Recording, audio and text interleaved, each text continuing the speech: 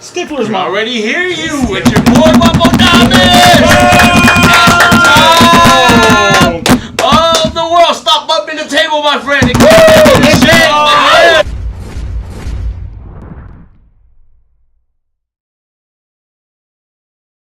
With you. And look, right off the bat, I'm going to tell you, I'm bringing in the man who owned me last time he was here. So he's getting, he's giving me a chance to get payback today. So bringing another visionary into the house. Furmastodle's in the house. How you doing, Furman? Man, I'm blessed. You already know, man. Big things are coming. It's Friday and it's a full moon. So I don't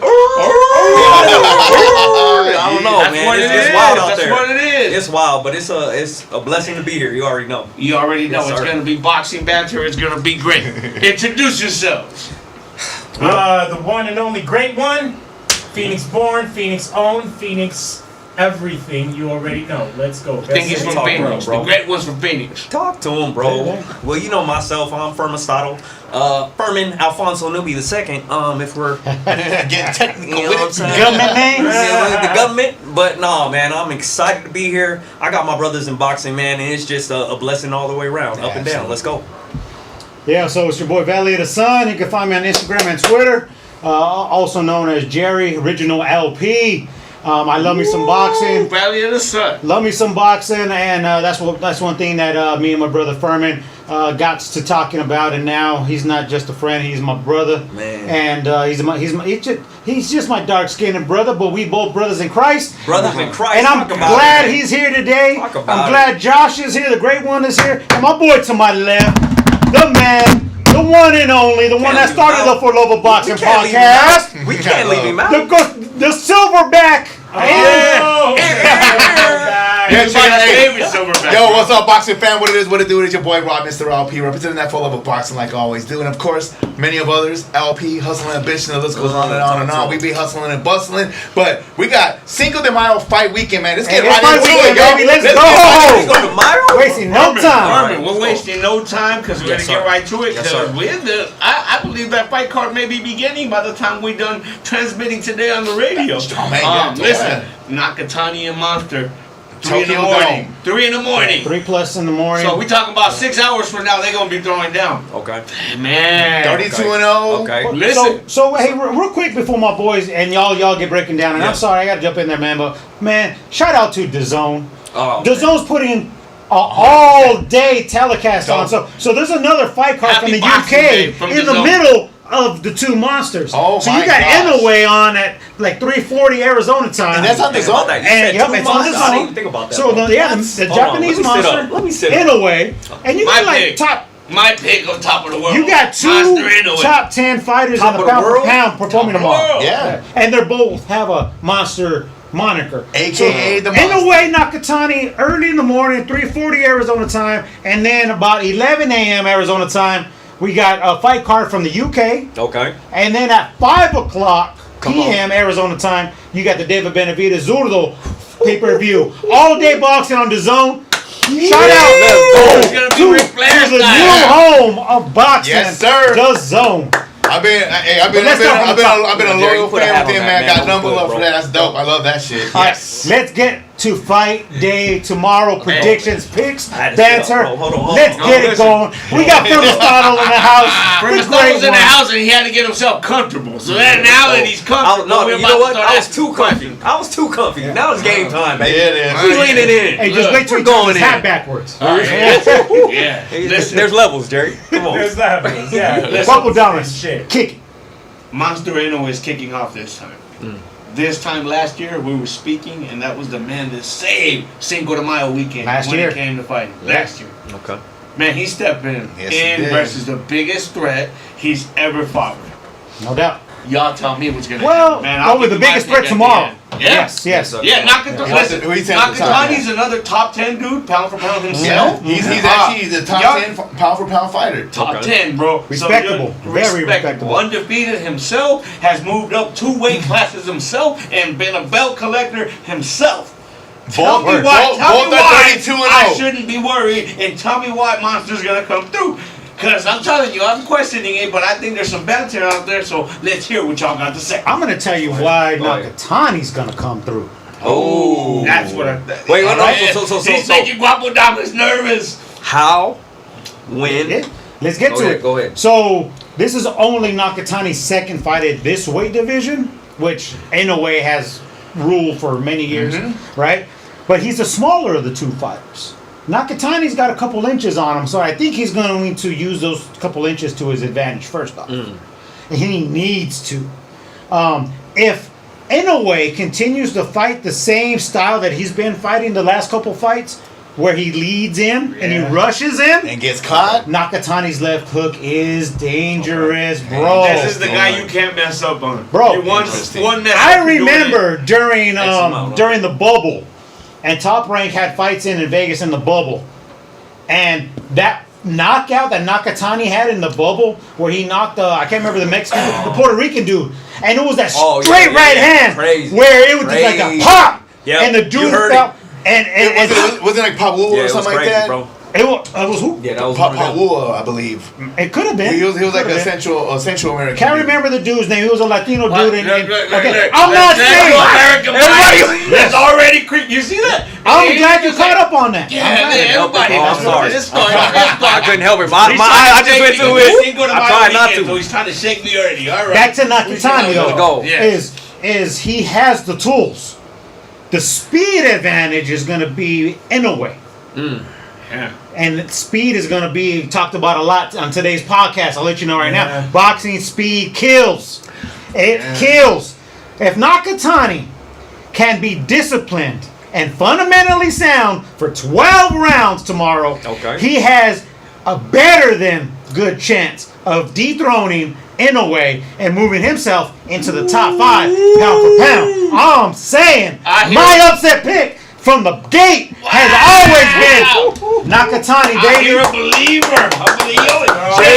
Did he make me a believer? Jerry, Guapo Damas will tell you. Jerry doing Guapo Damas things right off the gate. Bro, you can't even compare Nakatani to some of the nonsense that this dude will talk about going out there. I didn't call around. I'm calling Nakatani is more than a live dog. Better than a good chance. The dude is a star in Japan already. You know. There's just one guy in his way. My counteraction to that would be that I've seen Inoue like fight to the level of his opponent.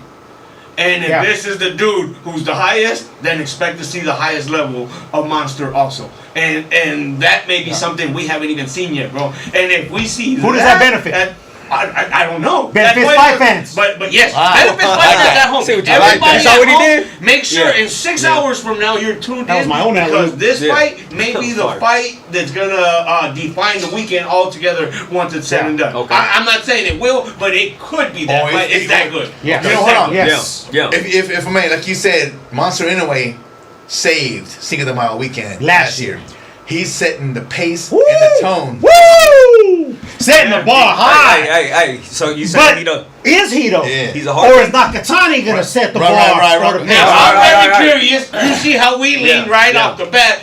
Furmastodle is here for a reason. Let's hear it, my man. All right, I'm that guy, Jerry, and you're my brother. You know what I'm saying? I love you. I care about you and your folks, man. There's love here. I'm going against you, dog. That's okay. And here's the reason why. That's a beautiful I'm going to thing. say, here's the reason why. It's about his attitude. I don't know if he can match Inoue's intensity. And that's the thing. Bro is cool. Bro got his little edge up, you know what I'm saying? He be alright, you know what I'm saying? You can tell Brody like to sit to the side. He like to take a picture or two. He's that guy. But the thing is, does he have dog in him? I don't know.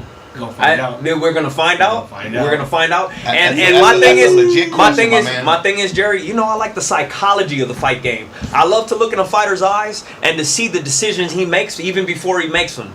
And when I look at bro, I see he's cool. He loves when things are. He's chill, and he likes when things are going his way. You know, and you can't be mad at bro. Everybody likes when everything is going their way. But let me tell you, can he make adjustments as a real champion should be able to? And then when things get hot, can bro get hot right back with it? That's a real question, bro. And so I'm not. There's gonna be a moment in that fight where he's gonna have to be. Yeah, he's gonna have to be. Yeah, he's right. He can't be Mr. Chill, sit back. He can't do none of that. All right, he can't be Anthony Yard. No, this is not. Yes, this is not. He can't do it. No doubt. He's gonna take his soul. He's gonna snatch it. He's gonna get snatched, bro. So if it's a game of mistakes, then I guess I could see where some people could I also haven't- say I- in a way could lose. I haven't because seen- he does tend to make mistakes He here and does there make and gets mistakes. himself caught, right? Both of them have actually, but Right. So Nakatani hasn't been caught like Inoue has been caught. Sure. Nakatani just looks a little like, oh, man, Methodical. Is that the same guy that we saw destroy the other opponent? Yeah. So there's a lot of everything will get answered in this fight for not just Japan, but for the top 5 pound for pound. Hey, you put Japan on the line, bro? You did that? You put Japan out there? Both of them are from there. I know. Right? Yeah, and Inoue's already a superstar. So you're telling me it's this bragging is a fight rights for the hearts of the people? It's bragging rights for their country. Yo. They are both superstars. It's so big, we don't even know how big it is, bro. See that, folks? 55K plus sold out. Let me chime in here. Let's go. because I Yes, said sir. I was- Let's hear it. I was Let's gonna hear do it. the Great numbers one. guy. Your Your turn. Wow, okay. All right, I like here we that. go. Accounting. If you were to put $100 on Nakatani right now, you'd make $320. Wow. If you were to Okay. put $100 on Inoue, you'd make $20. Oh damn. He's a 3-to-1 favorite. See that? So, well, yeah. Well, I mean, And that's of course it's popularity. going to be. Of course it's And going to be. that's popularity. People don't know who difference there. Nakatani is. No, That's not what enough. I No, that's by the numbers, not in the United when States. it Correct, comes to betting, correct, it's not necessarily popularity. It's by the numbers. You know, Yeah. both these Yeah. guys have something in common. I'm not gonna say they have a common opponent. They have a common last name. They both fought the Maloney brothers and both annihilated them. So I just want to know as a fun fact. It was a couple years ago. Monster Inoue beat Maloney on Halloween night, and about 3 years ago, Nakatani beat his brother, and is in similar fashion, which is interesting because there's so many common denominators here. Nakatani has taken, I believe this is gonna be his 4th goose egg that he's going after. So he's taking on some elite fighters. Goose egg, what do you mean? Break that down for me. Undefeated record. Oh, okay. The O. Someone's O must go. goose egg, okay. Both men are Respect. undefeated. Respect. But Nakatani is on a 4. Right, that middle letter He's on. right there. He's that on a middle- 4-fight streak of taking on undefeated fighters, which during that reign put Nakatani respectfully into the top 10 pound for pound list, and he respectfully belongs there. I believe he might be at number 8 or something like that. 7.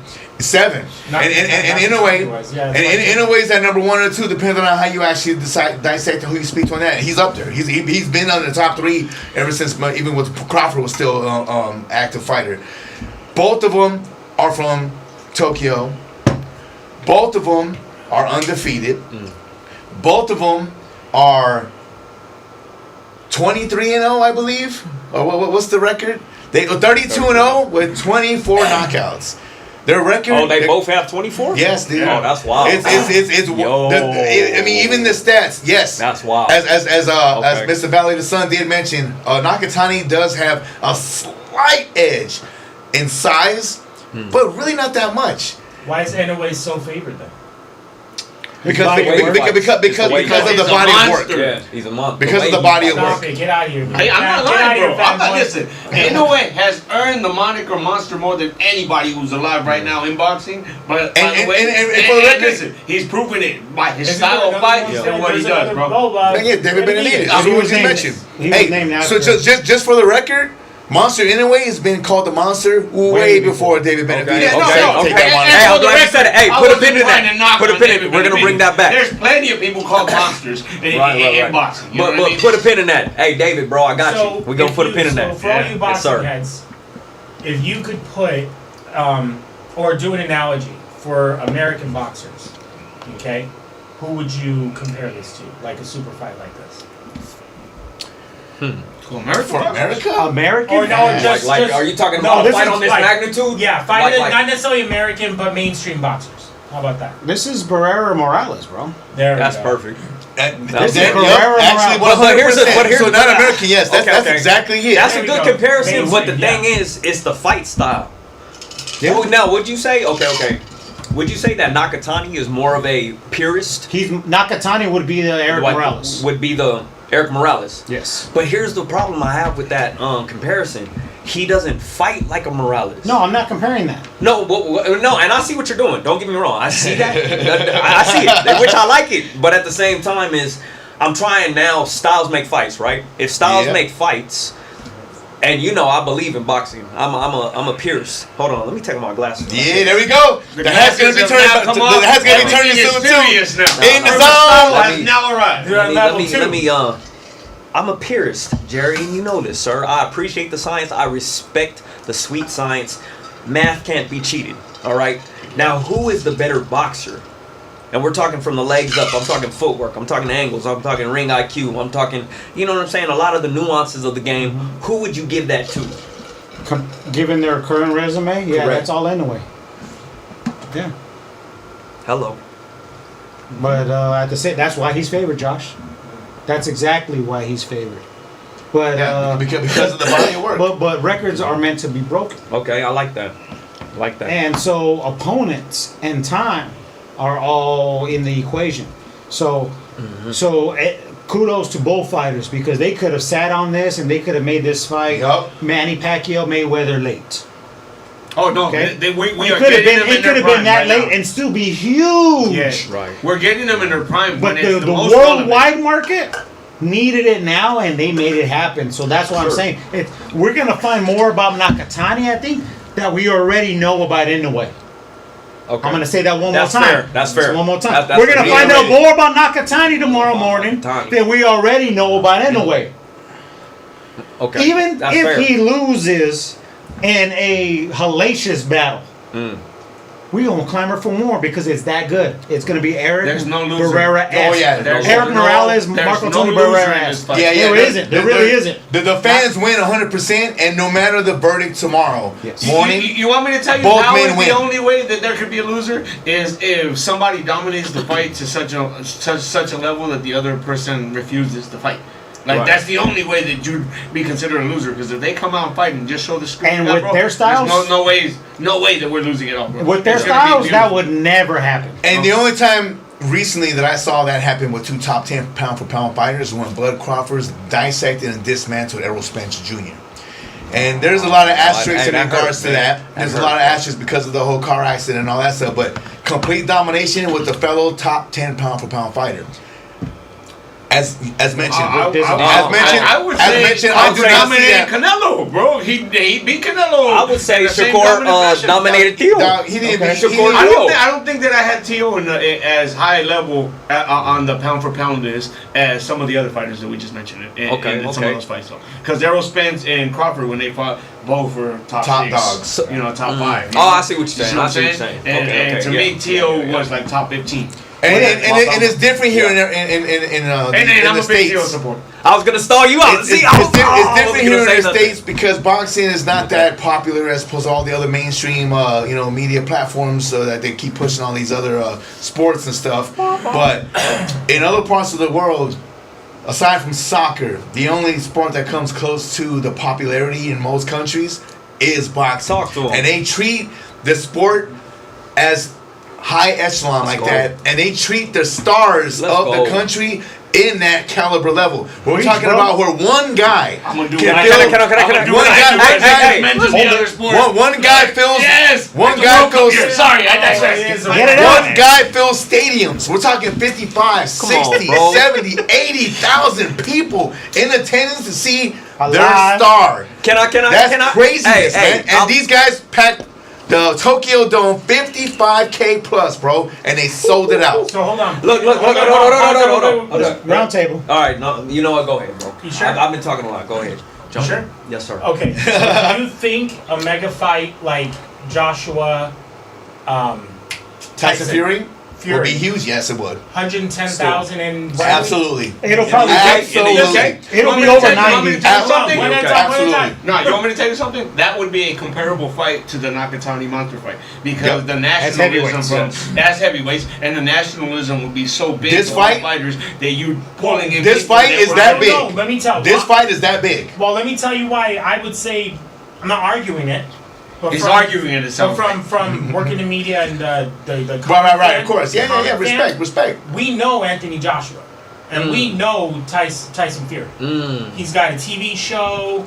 Anthony Joshua's got a 12 round. You know, you got an 18-pack that Wapo Domus. He stole from me. He stole my look, bro. Okay. He fucked up the airbrush. They both been on Netflix. Yeah, so that kind of you understand? So we know those guys, and that's what I was saying. 110,000 people in Wembley is like fucking huge, right? I can definitely see that. That's for that like fight. Queen, There's no doubt about Queen that. status, Yeah. right? Yeah. Right. So this fight, you're saying would be as big as Yes, and this is my argument to that. what? You're talking about Joshua and Tyson, both great in their own rights, but no longer in their prime, have been through battles now and have been beaten by people, right?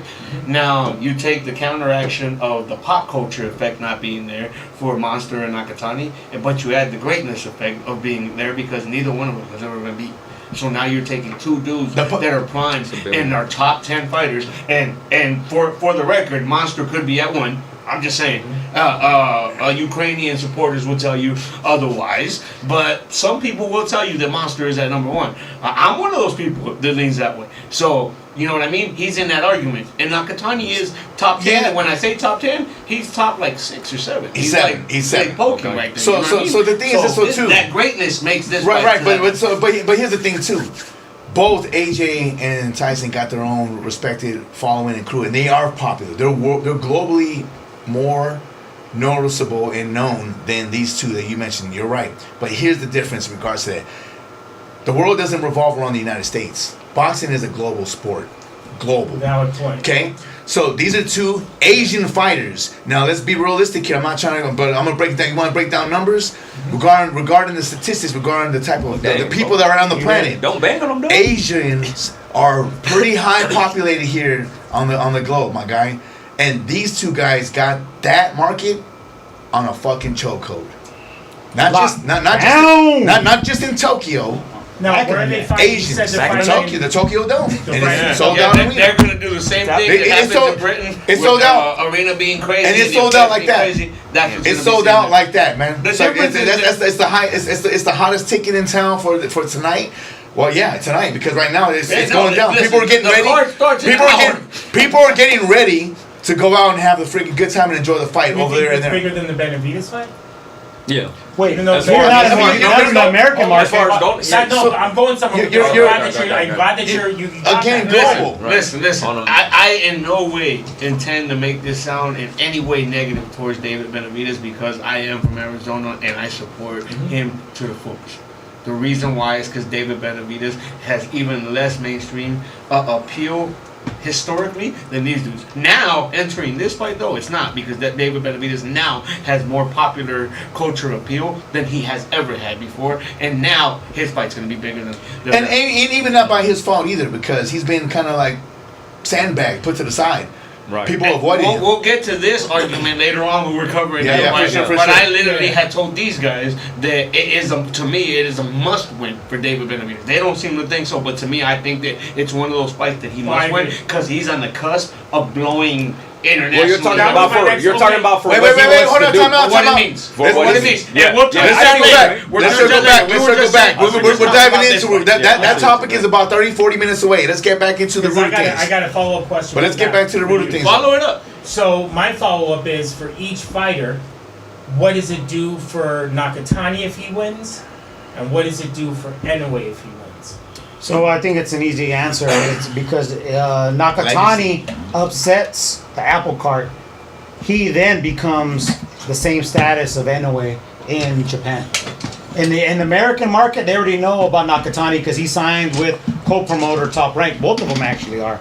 But Nakatani has fought in the U.S. more times than Inoue has. So his mass appeal grows to another level that we don't know how popular he can be here. The Inoue has something special about him. The Monster Inoue has something very special to him that's appealing still to the American market, but it's still a lot of the American fight fans don't know who he is either. But Nakatani, the same cloth, what would happen is unknown how popular he can be. Right.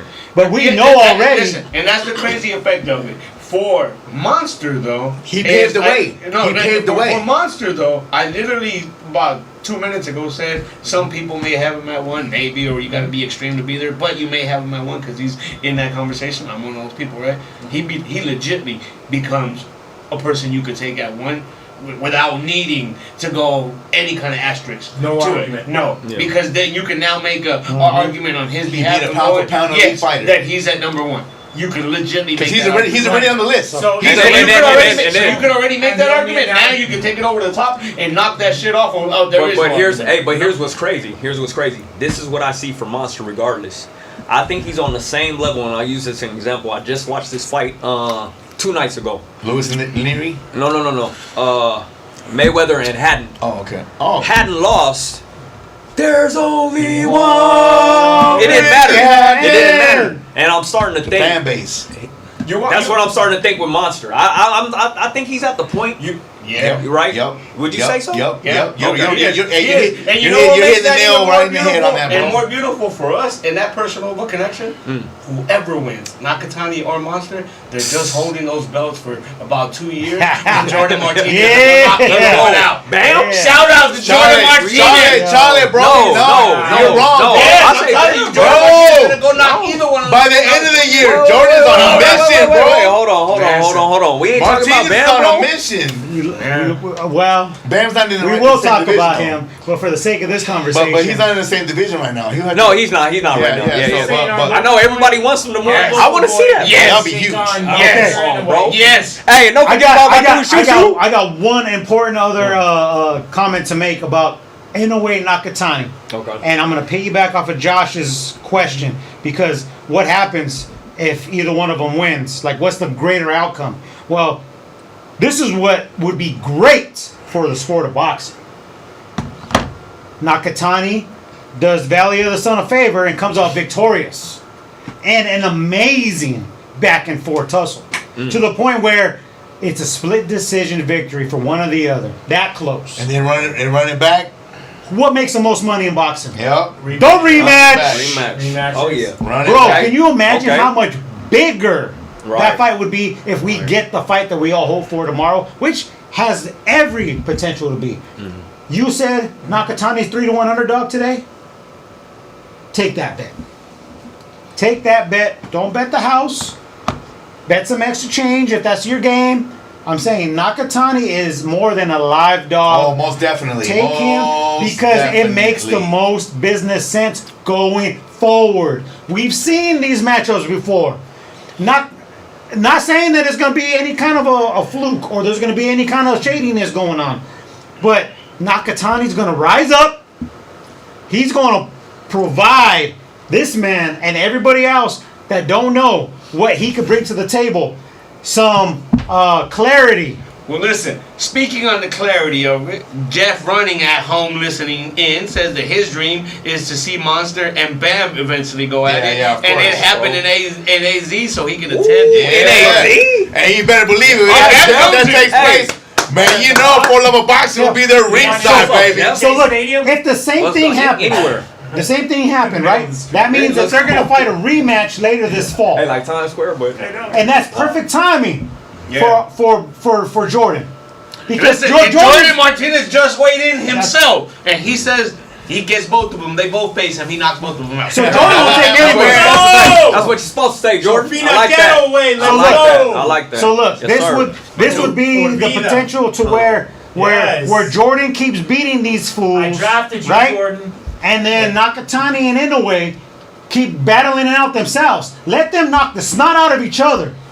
And whoever could come out victorious 2 out of 3, Jordan's waiting for him. And Jordan will be more primed, he'll be more seasoned, and he could be negotiating a new contract 100%. because he's By going to that be time, ready he for done Inoue or that one Nakatani. too, bro. Yeah, listen, playing devil's advocate though, and speaking on what Jeff Running said earlier though, if Bam does make that leap, and now is the time when we're now Shout out to Jeff, by the way. make big that up, statement, Jeff. right? Yes, sir. In a world that says Bam continues to knock people out, he continues to collect them straps, and in a year or two he makes that leap, who would you rather see Bam against in that scenario? He would obviously want to see him against Monster. Who would you guys rather see him against? And how do you think that would play out?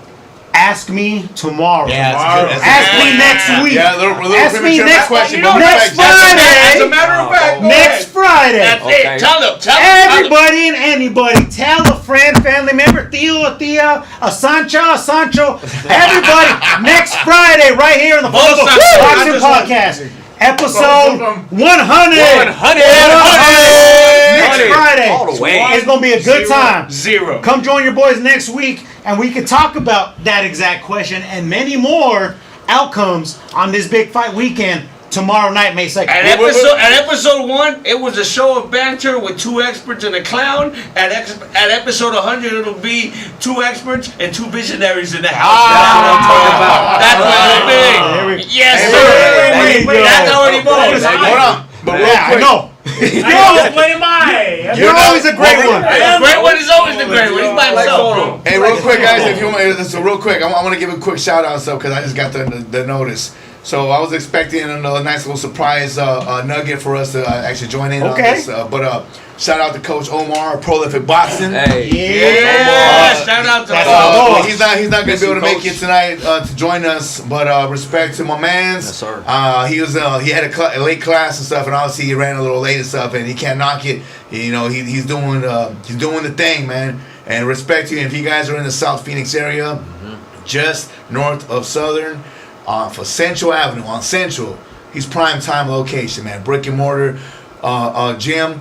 Prolific Boxing. I'm telling you guys, I'm not just saying it because he's my dude, but for real talk, he knows what he's doing, and he be all over the place doing the fights. And he's with us all the time too. That's my guy, and I'm sorry to freaking miss you, my guy. I wish he was here. Yeah, respect, but I respect what you do and your hustle and stuff, man. So you taking care of them kids and them fighters. Respect to you, dog. Hey, you know what's funny? You know how Coach is a real one?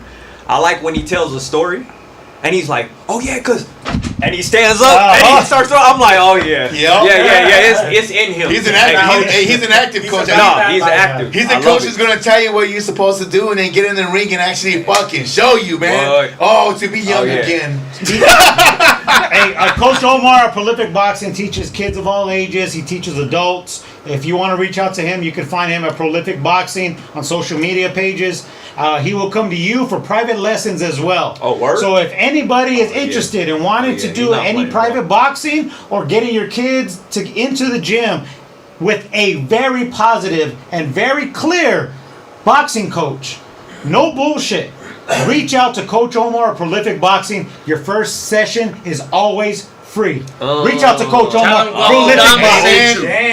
Amen. Message. QR code, Guapo Damas. Tell him Guapo Damas sent you 10% off. Shit. 10% off for free. That's I need some more t-shirts, Omar. Go get him. 10% off. Yeah. All right. Now, round table. Okay, I do have a question. No, it's pig time. We need a round table pig time. Let's go. Okay. Let's go. Guapo Damas, you up? Oh, come on now. You always go last. Let me throw it to you. Ain't no way That Nakatani. sounds about right. We're talking about we're talking about Cinco de Mayo weekend. There's gonna be fireworks. Inoue 9. Oh. There it is. Stoppage. Stop it, bro. TKO too. Yes, sir. Nakatani's got big heart. He's gonna get up. I like that. He's gonna keep going. No down, ambiguity. So I like that. No ambiguity. KO or TKO? TKO. TKO. So the 3 knockdowns in 1 round? 3 knockdown rule is going to be in effect. If it's in effect, it'll be 3. If it's not in effect, after the 3rd one. I wanted to make an assumption that it's 100% in effect. It always is, but in all actuality, in different parts. That's what I said. In different parts of the world. But regardless, if you get knocked down 3 times, the ref better be looking closely at that. You know what I mean? The only thing I nitpick about that is that Inoue hits so hard and angles. If anybody could get up twice. Right, from Inoue knockdowns to get knocked down a 3rd time? What a chin, bro. It must be a hell of a fight. Yeah, you're different. Yes, which means you're shooting as hard. Yeah, great one. We're going to the left. What you got, my man? So tell him right here. Stare at that camera and tell him. 3 reasons. 1, I want to make some money. Number 2, I drafted him. Okay? And number 3, I am from Phoenix, and we always love an underdog. Yeah, is that what that is? So what was the pick? Nakatani. Nakatani by what? All 12. We're going I like that. Fair. You must designate the decision, my friend. You got split decision. You got majority decision. You got unanimous decision. Oh, you got some bullshit like Chocolatino getting screwed over by Gallo. I'm just saying. I like that. Chocolatino. Do what I do. So it's gonna be a good fight. It's gonna be a competitive fight. Is what you're saying? Okay. All right. The boxing's back, yeah, and even in the mainstream. Furmastodle, first pick, buddy. Yeah, thank you. Are you starting with fire? Man, so Guapo Dama, sir. Yes, sir. First of all, man, I like what you did. You know, and I kept saying no ambiguity. Because my bro 100%. is not a politician. Okay, he makes a decision and sticks to it. He stands on it. That's 10 toes down. So Guapo Dama, come on, I'm right with you, man. I saw his 11 I'm right there with you, bro. Furmastodle says, and I'm gonna be specific as well. I think Nakatani, he's gonna throw that left. I think Inoue is gonna eat it. I think he's going to react better than people suspect. I don't know if they have a plan B. I don't know if the bright lights doesn't get to bro. I don't know if he's too cool for school. Yeah. And he says, you know what? This may be a real one on my hands. Yeah. And I don't know if he has the goods to step up and do what's right in the time of need. You know? Okay. Yeah, so let me take off my glasses. Yeah. This got serious. Time. Serious. The monster Inoue and 9. Yeah! The visionaries are in the house today. That's You guys are solid. gonna see the 9 KO. pound creepy tomorrow. KO. There we go, and there's the detail. So disrespectful. Attention to detail. That was disrespectful. That was disrespectful. Hey, you was going that way. That was He went that way. Attention I to details. don't make it dramatic. A little bit of drama. So your boy Valley of the A little Sun bit. Let's hear is it. more than grateful to bring my brother Furman into the fold. Not just on this podcast, but to the family, right? I appreciate it. Because he brings the energy that's different. He brings a different perspective that's very similar to somebody that I admire as well. And as much as I love having you here, I kind of hate introducing you to Guapo Damas. It's a double standard. Hey, aren't you a Raider fan, buddy? Sorry, guys. How do we do? Hey, It was a good week for us. It was a great week for us. Yes, sir. Stop. You're my boys going too. Of course, you guys would try to be louder than me, and it's my time to make my prediction, as you already Let's do know. All right. So, again, circling back to my comment, if you watch this at the very get-go, was Nakatani is going to upset tomorrow morning, our time. Excuse me. It's already About 3:30, Saturday 4 in o'clock Japan. or something in the So morning. Nakatani's going to win this fight by majority decision tomorrow. It's going to be really close, really, really close. There's going to be a draw. There might even be a point deduction somewhere, if not 2. Whether it's knockdown or legal punching or something along those lines, it's going to be one of them fights that we are going to want a rematch and not down the line. Immediate rematch. That good. That fight can happen again in the fall. I don't even care if it opens up Mexican Independence Weekend in September. Let's run this back all day. Bro. Great one. Take note. You have an expert speaking, and listen to the passion that this man is dropping right now as he speaks about this fight. That's what level of a fight we're going to witness in about 4 or 5 hours. Every answer that you want for Nakatani is going to get answered in several hours time. I like that. Several hours I like time. that. And Yes, sir. it's going to bring out different levels on both fighters. For that, I can't, and I'm going to take this from my man, Mr. LP. Fucking wait till that opening bell tomorrow. That's how excited I am for that fight. And we have only tipped the iceberg on fights going down tomorrow night. My man. Yeah. Yo, go. So this was fun. Man, And I know we running long here. We're gonna have a great episode today. I already know. And we're just getting There's started. tons of people watching. We're just getting started. So check it out. Friday. So check it out, though. If you guys know, you guys already don't know. What we're talking about here is a mega fight going down on the other side of the pond. You know, Tokyo, freaking Nakatani versus freaking the monster Inoue. 2 top 10 pound for pound fighters. Both of them are undefeated. And both of them are damn near freaking equals, and they happen to be in the same freaking country, and it's just amazing. I've had a lot of mixed feelings and emotions in regards to this one, but this is my breakdown. This is when I'm going to give it up. Okay. Go ahead. I expect a grueling fight. Both of them are going to leave a part of their self in the ring.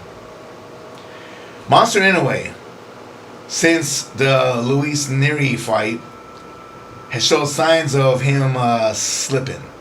And he's been hitting the canvas more often than most of his fans would like. And I don't expect anything different. Nakatani is world class. And that's fair. I'm breaking. You want us to get down to the decision factor regarding the great one? What I'm actually expecting to see is Inoue hitting the canvas at least twice. Wow.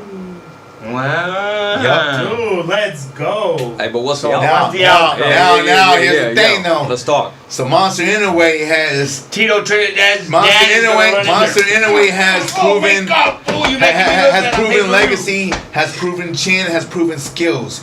And my man's Furman right here asked about to Valley of the Sun about who had this and had this, and you mentioned ring IQ. And in my opinion, I think the ring IQ factor sits nicely on Inoue's shelf.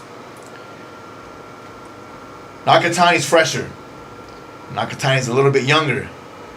And a little bit taller too, right? And a little bit tall. I wish it was a little bit tall.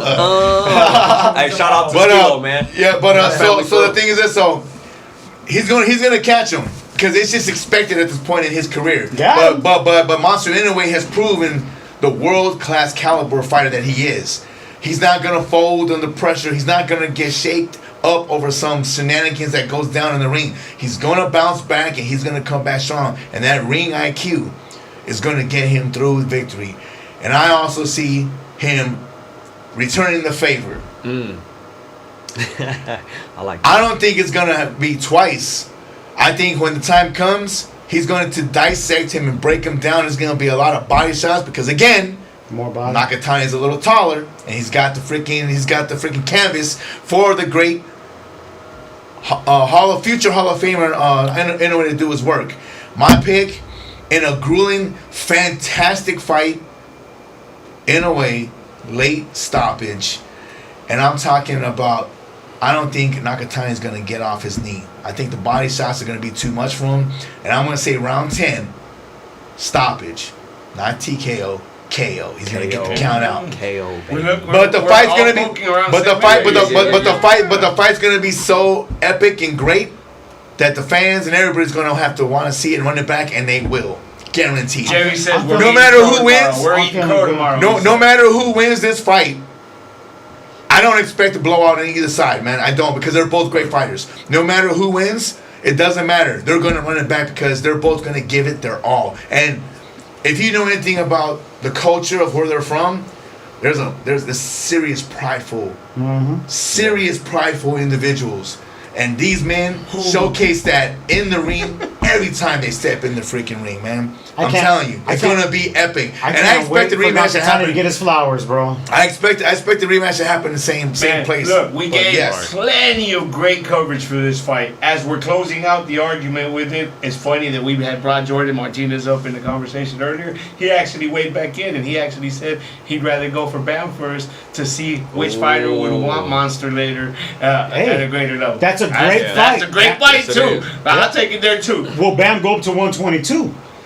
I think he kills Bam at that weight because it's a lot of weight. He has to go to 122. It's a lot of weight he'll have coming to. up, though. No, he definitely will have Oh to. yeah. I'm just saying, it's gonna. To me, it's gonna take some time for Bam to get up there, bro. Like he's got to fill into that body like that, bro. You just keep jumping. How old is Bam? Eventually, you hit the wall. Oh, he's young. No, I know he is. Like 24. Yeah, that's what I was gonna get. He's like one of the youngest. 24, 26. He's around that round right there. Okay. Mm-hmm.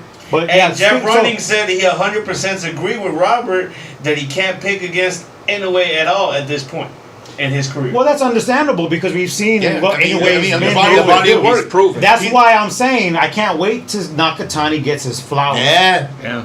This is the fight where you give him his flowers. And then Even remember your boy Valley of the Sun said so. Even in defeat, respectfully, even in defeat. Yeah. And I'm not okay. This is just predictions. I'm just saying, like, if you're right, congrats, man, my man's. But even in defeat, I promise you, Nakatani is gonna get his flowers. I promise that, man. Boxing fans, I'll be dropping in a snippet as soon as that fight goes final. I'm gonna be up watching that shit. 3 in the morning. Let's go. Arizona time. Woo! That's We're a gonna start early tomorrow. bro. Yep. We got to. It's boxing. Okay, bro. All right. It's that big of a fight. No, Kick the next fight with me because it's a big weekend. Go ahead. We Bro. just had dessert. Give me the main course.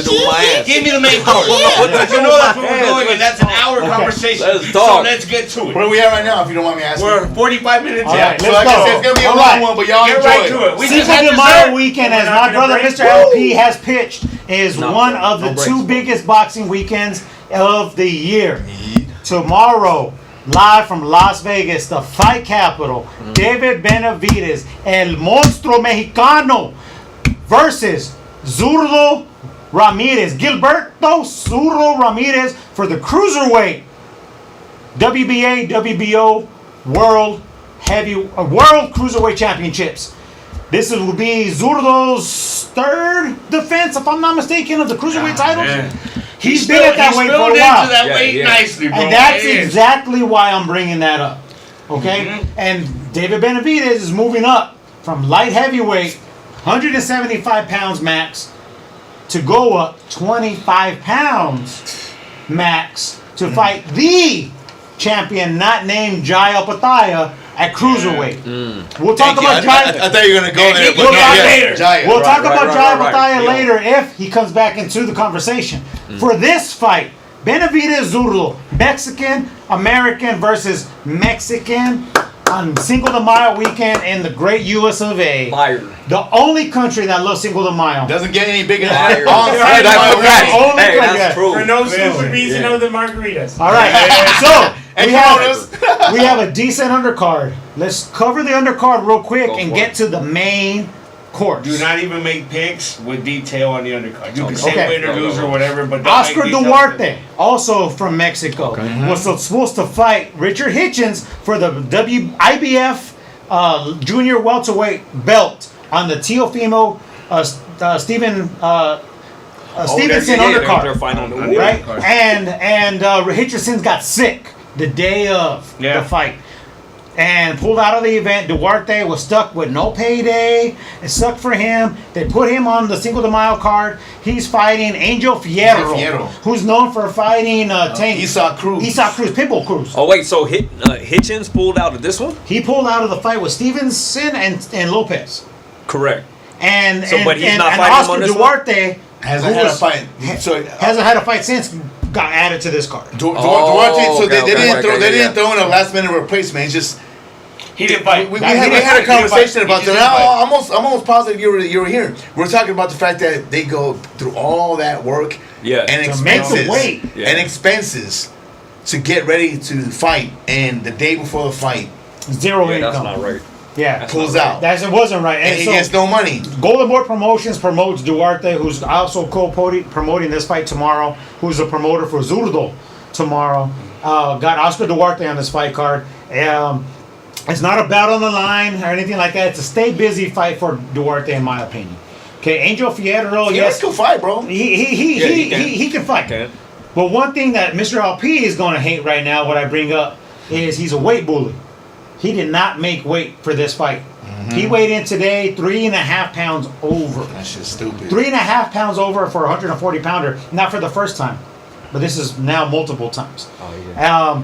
He got this fight, and Duarte was desperate. He took it, Yeah, even he had though no he was choice. overweight He had no for the choice. second time. And, So- and low key, they probably freaking knew that or thought that.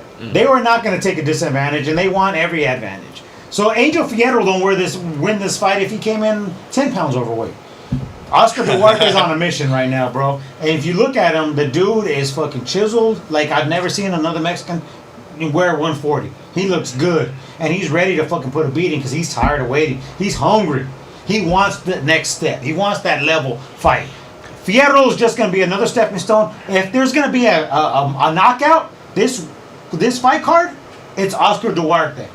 Stamp that shit. Yeah, 100%. I you know what? Like I said, we're trying to make this. Right. Hey, no, Right now Yeah, at 50 yeah, minutes. yeah. We're in But the- all I'm gonna say, Yeah, I'll say the same. No, the real next quick. fight. Hey, boxing fan, Yeah. all I'm gonna say is that I co-sign exactly everything that freaking Mr. Yeah. Valdez' son just said. Seriously, because real talk, Unanimous. All right. real talk, Duarte is he's him, and he's been on the freaking sideline waiting patiently, and he was supposed to have his freaking title shot, and whatever, things happen and stuff. I'm not gonna put my opinion in regards to that incident that took place, but at the end of it though, he's gonna be freaking showcased and put on his thing. He's the Next up and coming star for Boulevard. Most definitely. Okay. That's So who's next, man? All right. What's All right, next? so You know what I'm saying? Who's next? The Who's next? co-main event. He's got it. The co-main event is a WBA super middleweight title fight.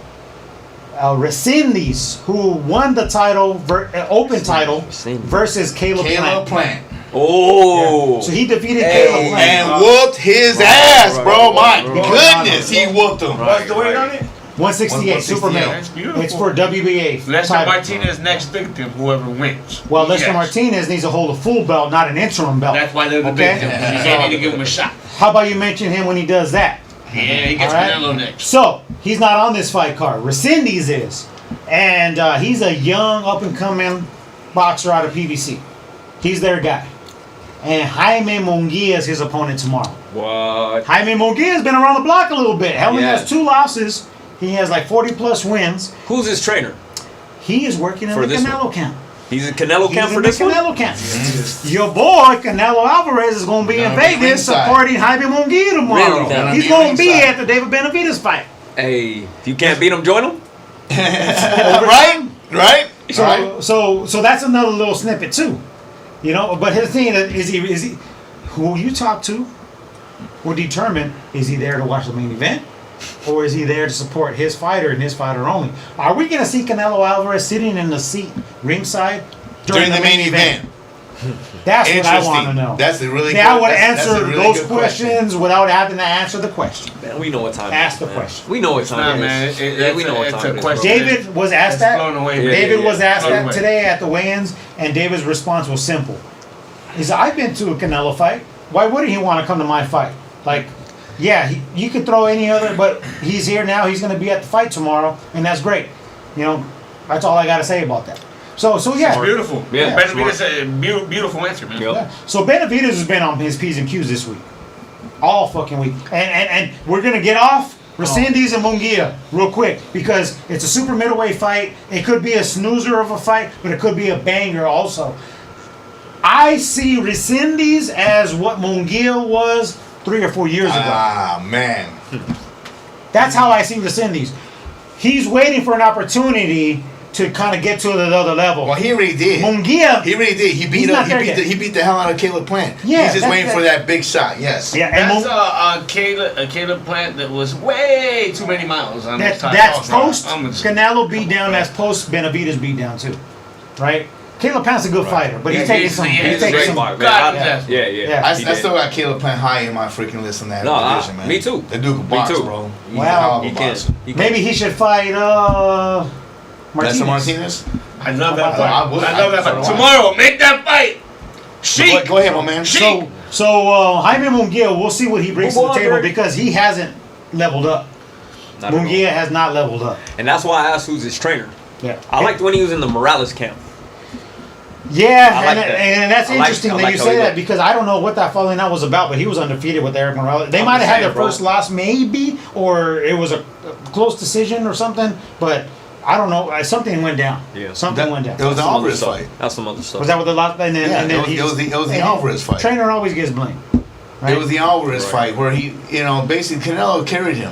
Canelo put him on his ass and then just basically sparred and took his time. And Canelo even made it clear, he's like, I didn't want to hurt the young man. Levels to the and game, I bro. respect There's it. levels And it to was this clear game. as day that Canelo carried him. But I think Munguia was just like, because it was an embarrassment. I think Munguia was just, he had to put blame somewhere. And he cut the great, by the way. They're great. El Terrible, Eric Morales, which Yeah. is kind of crazy. So, but he's now here and he's putting in that work. Because but, wasn't that like his second fight with him? In his camp? No, they've been working. No, They there working for was a a few while. fights, man. There was a few fights, man. Oh, okay.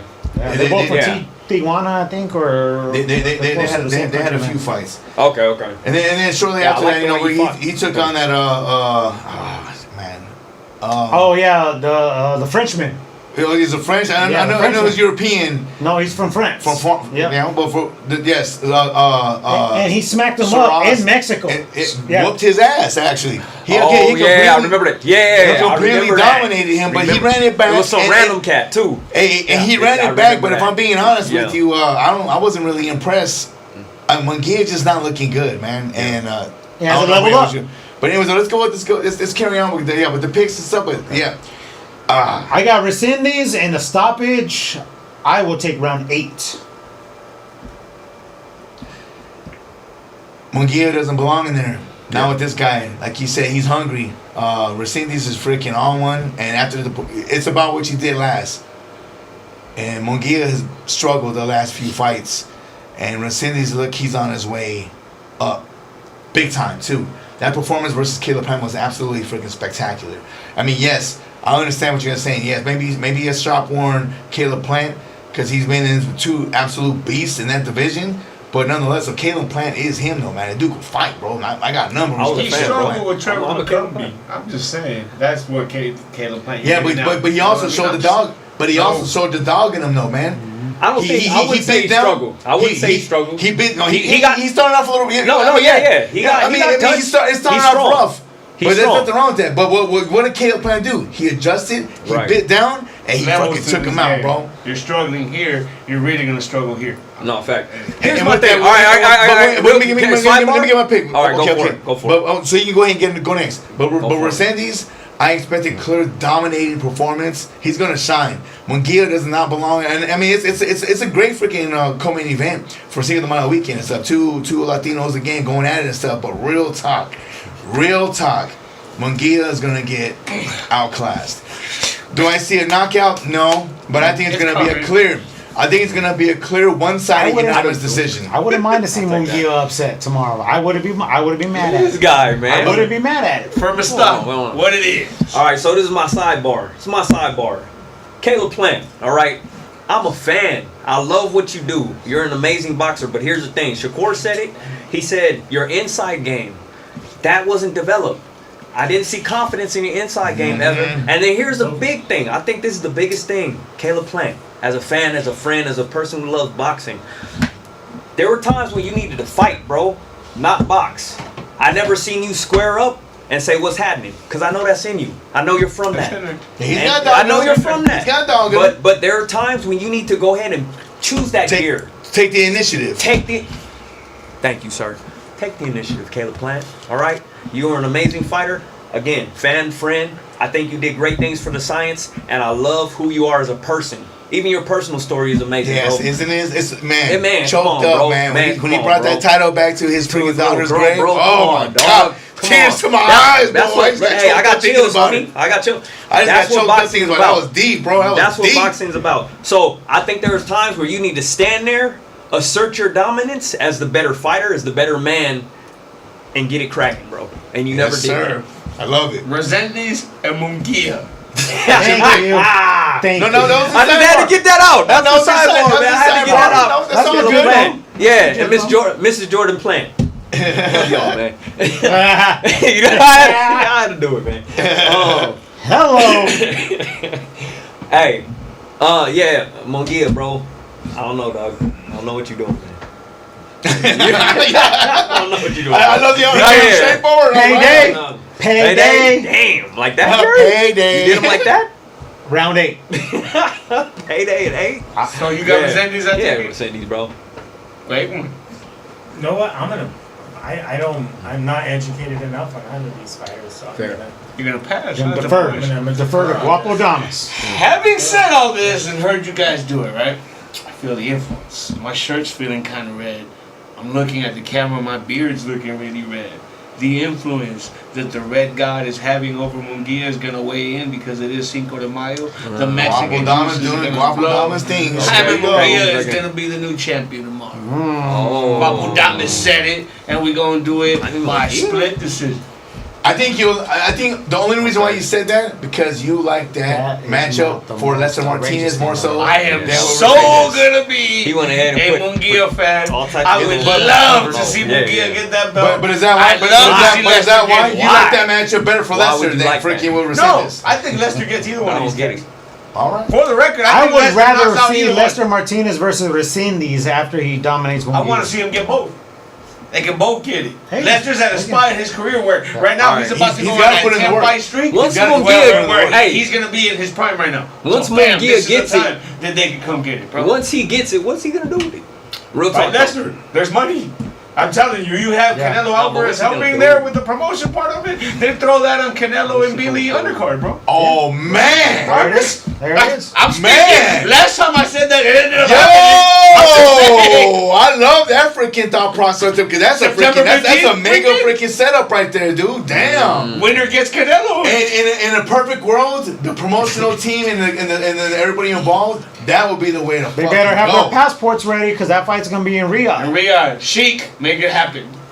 I'm calling it Damn. in. Call your Theo Turkey real quick. All right. Let's roll, make it their media credentials. So there it is. We That's got the undercard. It is now time For the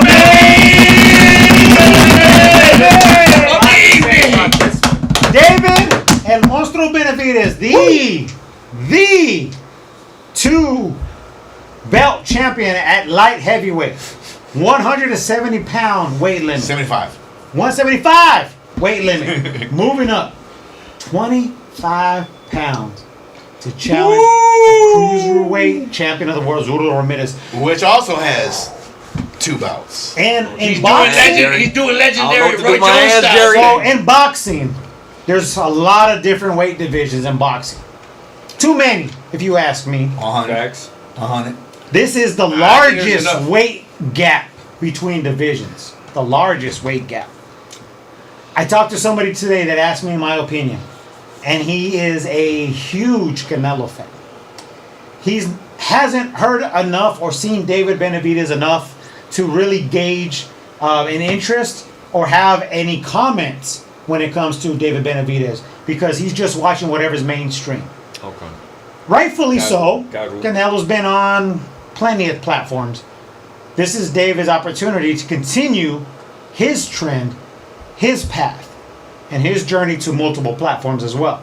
So I didn't dismiss where he was coming from. I acknowledged it, and I said, look, you watch the fight tomorrow, and you tell me what you saw, what's different with David at this age, at this point, moving up a weight class like no other difference between light heavyweight and cruiserweight. Because anybody else could jump up in weights. This is the largest Yeah, gap. that's huge, man. The largest difference in weight. It's a tall tale. Did you guys see the face off and the weigh-ins? Man, the size difference is. It's evident. It's It's evident. evident, man. Okay, but what also is evident is going to be the hand speed. Yeah. David, all day, up and down, north to south. South, I just got deja vu right now. Who gave I just got Benavidez the Mexican monster moniker? Mike Tyson. What was it that Mike Tyson had that was so Speed. unstoppable in the 80s? The His speed. hand That's speed. what you're going to see I was tomorrow. gonna say the uppercut, but That's So- what you're going to see tomorrow. So one thing that David Benavidez is trying to self-promote is when he starts turning up, he wants the crowd to start Same. chanting "Monstro." I saw that. Like he's really trying to push that narrative, and he's running with the moniker that Mike Tyson gave him. But before that, he was known as La Bandera Roja. La bandera The roja. red And flag. listen, now you know why Guapo Damas is rocking red today. And my beard's Yeah. red, but Okay, I okay. digress. It is. I want to say something. Make it good. Remember? No, it's gonna be. Woo! I like that. Put me on the list. Okay. Look. Dang, he's trying to psych you out. Yeah, no. before you- Welcome to the game. Come on, Chloe, focus in, man. He's Please really focus. He said, man, you You good? me, but you just No. took my shot right now. I like Take that. one. That's just Yeah. mano. You know what I'm saying? Here's the thing. Y'all asked me to be on the show, right? And through the text, as soon as I saw the text, it was like the Batman signal in the sky, bro. Identical. To the rescue. I love it. I said I have to do it. I can't ignore this. It was a one. Robin. It was a Robin. Don't play me, bro. No, that's two.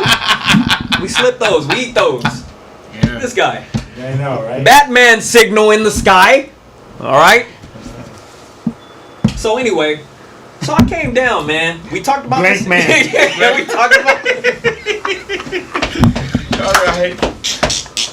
Had to, bro. Yeah, that was good. Listen, All right, that Listen, was we good. having fun. That was good, today, bro. and I like that one. All right, Black Man. bro. That's Black Man. hilarious. Now that one was good. That one was good. All right, bro. Hilarious. Okay.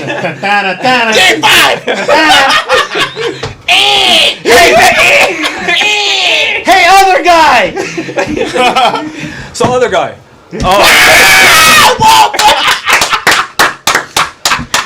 Oh man, I love it, Furman. That was awesome. Hey, You hurt yourself? No. You alright? You want to put some ice on that one, bro? You hear that? That's a bass drum, baby. That's a bass drum. You're wasting your energies with Nah, don't do that. We got a lot. We got a lot. Alright, so, bro asked me to be here. I said yes. We had this conversation at work, and we were talking about the hand speed. Yeah. Hand speed is going to be the factor, and here's the thing: what people aren't taking into account is David Benavidez' history. All right, he grew up fighting full-grown men. Man. Ain't nothing different. Interesting. That's a really good. Bro, that's 20 He grew up fighting Bro. this full-grown dude. He fought Zurdo before when they were a come little on bit now. That's a young, man. really good. Bro, fucking think point, about bro. it. He don't care. He He was was a a little bro. 15-year-old kid in Gordo. the gym putting in work with fucking Triple G. With the lone highs. Cali Pavlik. But he was heavier than Now, Furmastodle. Yes, sir. This is Talk where to me. this is where the counterpoint is at, though. And I'm Okay, going to okay. tell you, for me, it's an extremely, and I Okay. say extremely dangerous fight. And for this reason, you have a Mexican fighter who's a very proud Mexican fighter, who's got skills. Zurdo's got skills. The only person who ever beat Zurdo is Bivol, and Bivol was next level on that skill set. Come on, right? Bivol all-time great list stats. Yeah. And Zurdo has the end had of the day, time to climb up there to that weight class, and is now collecting some Establish belts his- himself. yeah, He's used to fighting at that weight class now. David, first time he's ever gone up there. Mr. I believe they said the highest weight that he's ever weighed in on for a fight. Was it correct? 197? 196.8. 96. That's a big one. Is the speed big going to one. be there? He's still, even at that weight, Yeah. going to be faster than Yes. Zurdo. But now, It's gonna at be- the it's higher definitely weight, gonna be impaired. What's going to happen, and how's David How- gonna how react is to it- that? So, Yeah, Mr. Guapadamas, And how about the power too? Because Yeah, you got to adjust to the power of the Benavidez boxing. is not a one-punch knockout artist. He accumulates freaking the beatdown with that speed and put on combinations, and boom, he just wears his opponents out. They're like, man, I'm done. Now, is that going to affect such a bigger, more massive man? That's Here's the the question. thing. So here's the thing, Mr. Guapadamas, I thank you for that, man. And those are things I've taken into consideration, and no disrespect. I'm gonna disagree with those points that you made. I think skills pay the bills, especially at the elite level, right? Both men put in the work. Both men have teams. They've committed themselves to the sport. What separates a person? All right, we're talking about skills at this point, skill sets. I think David Benavidez has fast hands, and we know in this game, speed kills. Speed equals power. I think he's actually going to get he's going to get hit with things that he's not going to see coming. All right, Gordo. Yeah, that ends up being an issue though, Yeah. because now he's gonna get hit harder. But it's not hard to find, so he's gonna get hit with some hits here that are gonna be harder than maybe anything he's ever felt before. No, that's in any facts. fight. But You know? that's why I brought up the point about him being a child fighting grown men. Yeah. You can tell when he's in that ring, bro, he doesn't respect any other fighter. We've only seen him get wobbled, like twice? And there's never been a question of like, Benavidez hurt. There's never been that. Right. There's not once. But look at this. Look at this to go with that. Go ahead. The first time he moved up to light heavyweight, he fought a dude who was on the Mount Rushmore of light heavyweight. Here we He was an go. Eastern European. Yeah. What was his name? Because I don't remember this Mount Rushmore guy. What was The his Razor name? was on the Nail. Volsic. The nail. I'm sorry, you're right. My bad. Bolstick, right? Volsic. What was on the Volsic? Bolstick, right? One of this guy's guys, And, right? and it wasn't an impressive performance, but he got the wasn't. W. No. Right, and that's Yeah. where the details at. But It here's the wasn't an thing. impressive But here's the performance. thing. Not all great fighters. You know what I'm saying? Like, come on, dude. Roy Jones has some stinkers. Yeah. Mayweather Again, had stinkers. This is not the Like- guy you can stink it up against. No, and you're right. But This I is just the bring guy that who up. puts you to sleep if you stink it up. No, you're facts. But I just bring that up as a point is we are, as fans, are very demanding of fight. Not everybody's going to go every night. Certain people aren't going to do what you want them to do in that ring. And Yeah. props to other dudes. No, and that's what I think it was. That's what I think it That's why I was. said also plays With that. into it too. It is the biggest Mexican fight weekend, September 15th or this weekend, depending on which part of the year you like more to be the biggest day, right? It's the biggest fight weekend, and it's Mexican Day, bro. Facts. And you have two Mexican warriors that are gonna throw down. Both have crazy heart, man. Exactly. And the intangibles both have. Like I'm telling you, when I say I seen Zurdo get handled by Bivol, what was the skill set that Bivol brought and the movement that Bivol brought? But Bivol fights backwards, and he moves going that way. I've never seen Zurdo go backwards. No. David's gonna make him go backwards at some point tomorrow. Yeah. I've never seen David really go backwards. I think Zurdo's gonna make David go backwards. But at here's some the point thing. tomorrow Here's too. the thing. So we're gonna see who adjusts better to it. Two things. Like- David Benavidez has an underrated defense. Yeah. very underrated defense. He blocks a lot of shots. He does, and he'll you're gonna see catches and shoots. He does, but he also gets caught in the action of it. No, and he does. when he gets caught up in the action, he leaves himself open. He's fine with No, that. he does, and he's okay with tomorrow, that. Yeah, He's so, okay. So Like that. again, from his upbringing, like as you mentioned earlier, the fact that he was a teenager fighting grown ass men, not just not just grown ass men. Grown ass men that happen to be world class fucking boxing champions. That's right. And he was in the fucking gym training with these world class athletes as a teenager. Not just like, hey, I was sparring my uncle when I was growing up. No. Class, I was sparring freaking top 10 pound for pound fucking fighters on the planet. And they were beating my ass, putting me on game. And I want to circle back with Grusshead because you guys gave me shit about it, but I got to do it. David Benavidez till this day gives mad respect to the fighter he is, to Triple G. See how we're talking about Arizona and Mexican fighting, but Triple G just found his way into the conversation. But it coincides with it. There's something else that plays into this fight. And listen, I'm being devil's advocate. Everybody at home knows that I'm picking Benavidez at the end of this shit, right? So I'm just being devil's advocate for the points because I do have these thoughts running in my head. You also don't take into consideration the hunger in the fight, and this is what I mean by that. David has way more to lose than Zurdo, right? So that hunger of I have so much more to lose is going to be there for David. But Zurdo has never been considered a top 10 pound for pound fighter.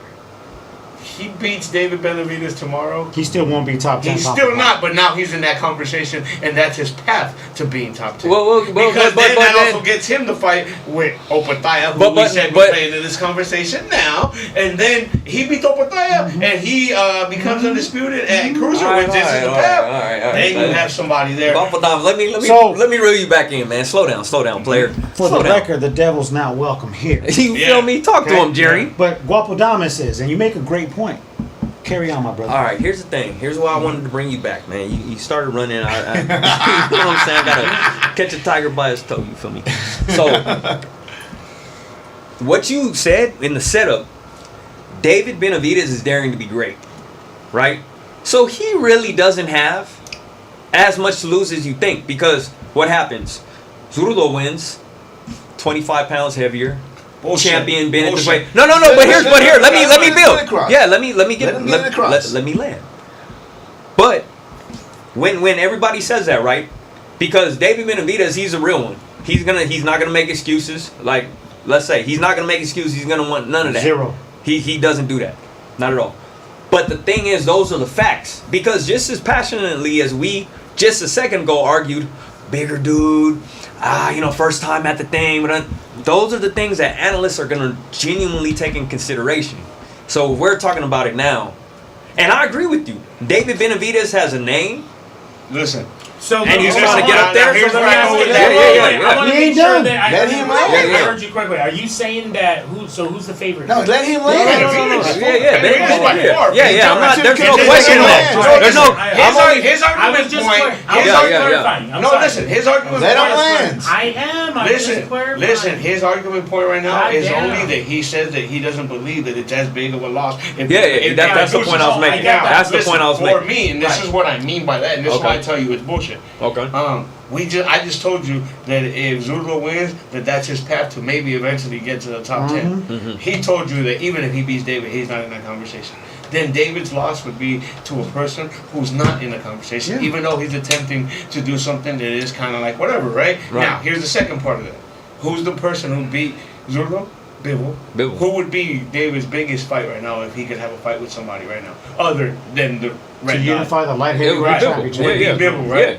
The counteract to that would be very quickly where people would go, I don't even know if I want to see it because if he couldn't handle Zurdo, how the hell is he going to handle Bibble? But we all we're talking weight classes for a reason, and we're talking in the mainstream effect of it. And this is what I mean for David, and this is the conversation we had the other day. That the zero to me should never be protected. You should be fighting to make history and go for it anyway, right? That's not what should be protected. At this level for this fight, man, if he loses You're that zero, contradicting yourself. he loses the mistake for the yourself. common fan You're that doesn't contradicting follow yourself, boxing. though. No, we're not the common fan at all. We follow You're and say don't contradicting yourself, period. don't hold the LP zero talk to it. But the common fan who doesn't know who David is, who's opening that door for the first time, Well, the if that's the Mexican case- monster is gonna go, but he lost to Yeah, Zero. but if that's the case, the common fan is not gonna know nothing about this fucking fight. They're not gonna. They're pay watching mind to it. it. Wait, But I watching. need to know. The Wait, common I'm fan is sorry. I watching. need to Come chime on. in now on that. I bet you the That is- Benavidez that's- fight is the that's highest rated fight of the weekend. That's Come on. incorrect.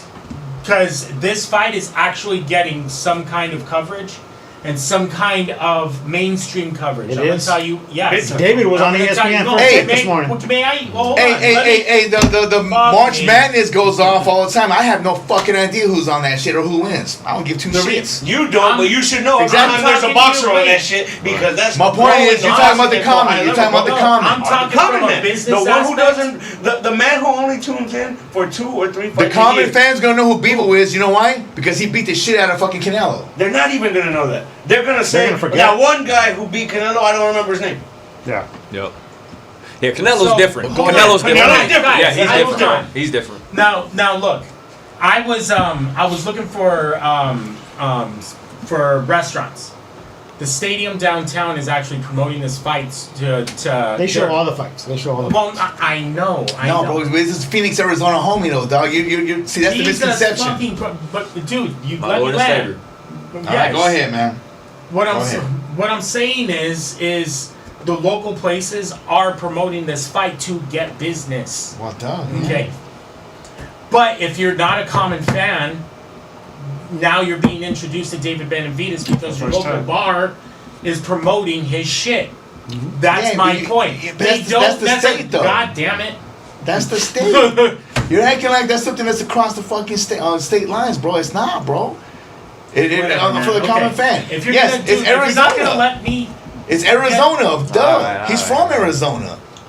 I think for Right. David, if he beats Zurdo, it allows the Mexican fan to embrace him as a Mexican fighter.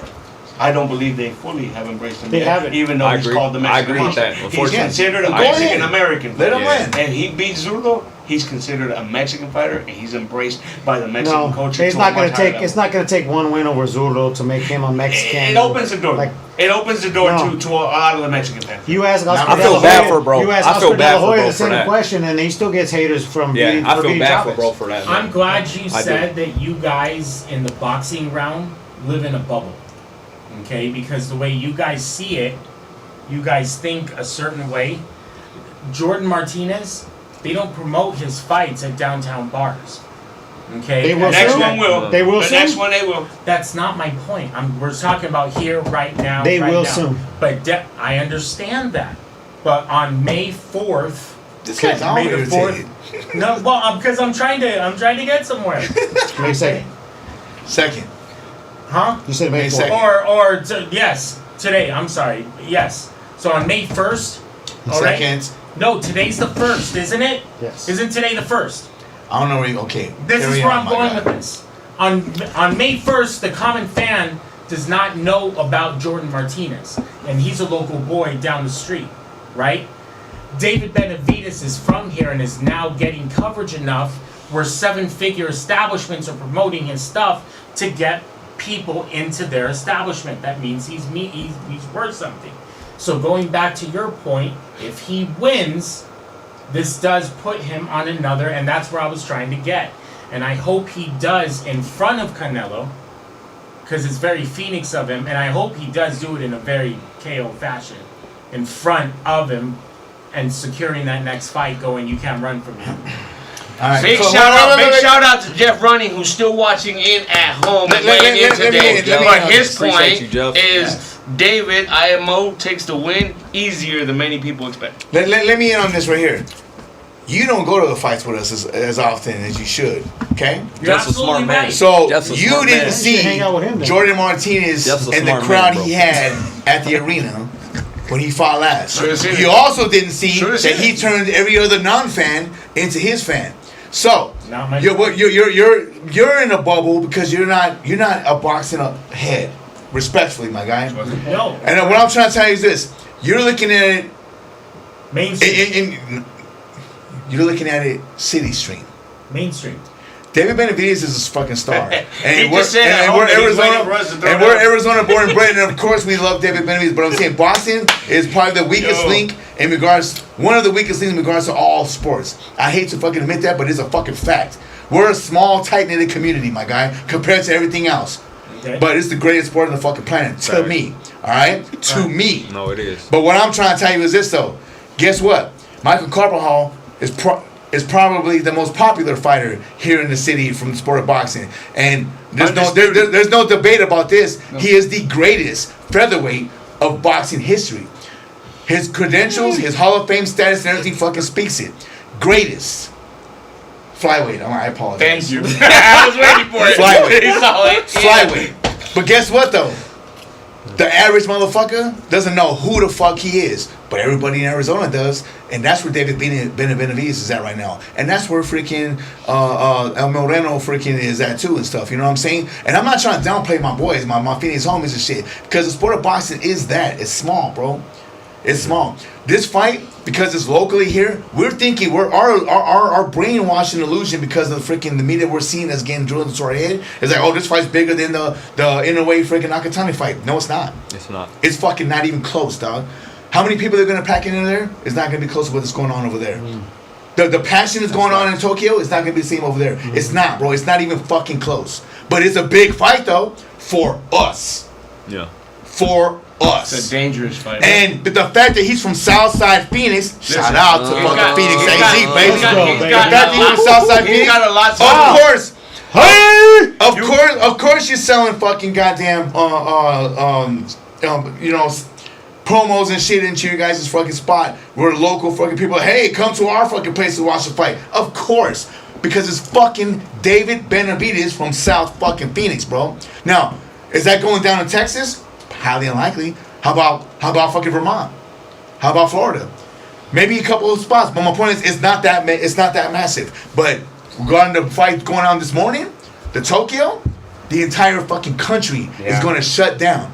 Everybody that we're talking about in these kind of fights, the entire fucking. But with Manny Pacquiao fucking fights, the Philippines completely shut down. Stores closed. You can't even get fucking gasoline type shit. Okay. Everything closes. That's how massive that fight is. I love David Benavidez. Lester Martinez fights. I love David Benavidez. But you're looking at it. They rioted. You're looking at it. You're just looking at it right here, bro. And I guarantee you, the same reciprocation contacting people in Michigan. I guarantee you, it's not as fucking massive. Look, you're gonna watch the David Benavidez fight. They're gonna be like, who?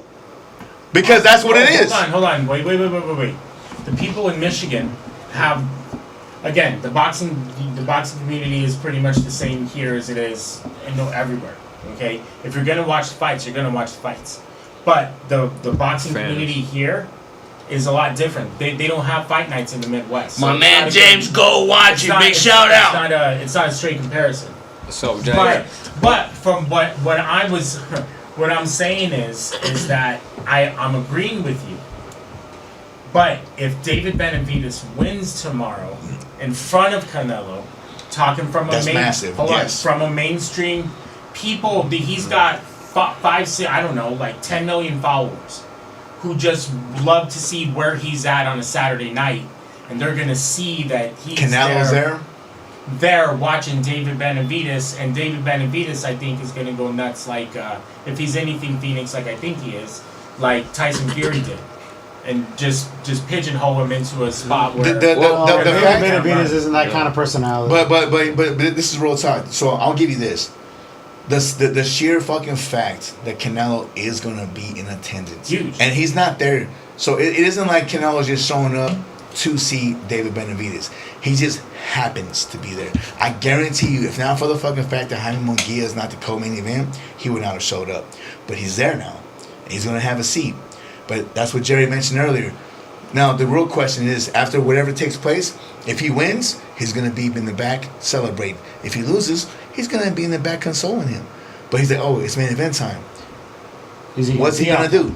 Is he gonna be there for his fucking fighter that's in his camp, or is he gonna sit there and pay attention to cruiserweights that he's actually gone? Jeff Running, he's gone up there, right? Jeff he's gone Running, up there, who's been weighing in, bro, who's been agreeing with you all night, says Turkey wants to make the David versus Canelo, and it's gonna make Canelo attendant to make that fight. It's finally just to watch Canelo get his ass kicked, and then he said Carvalho is a state boxing hero.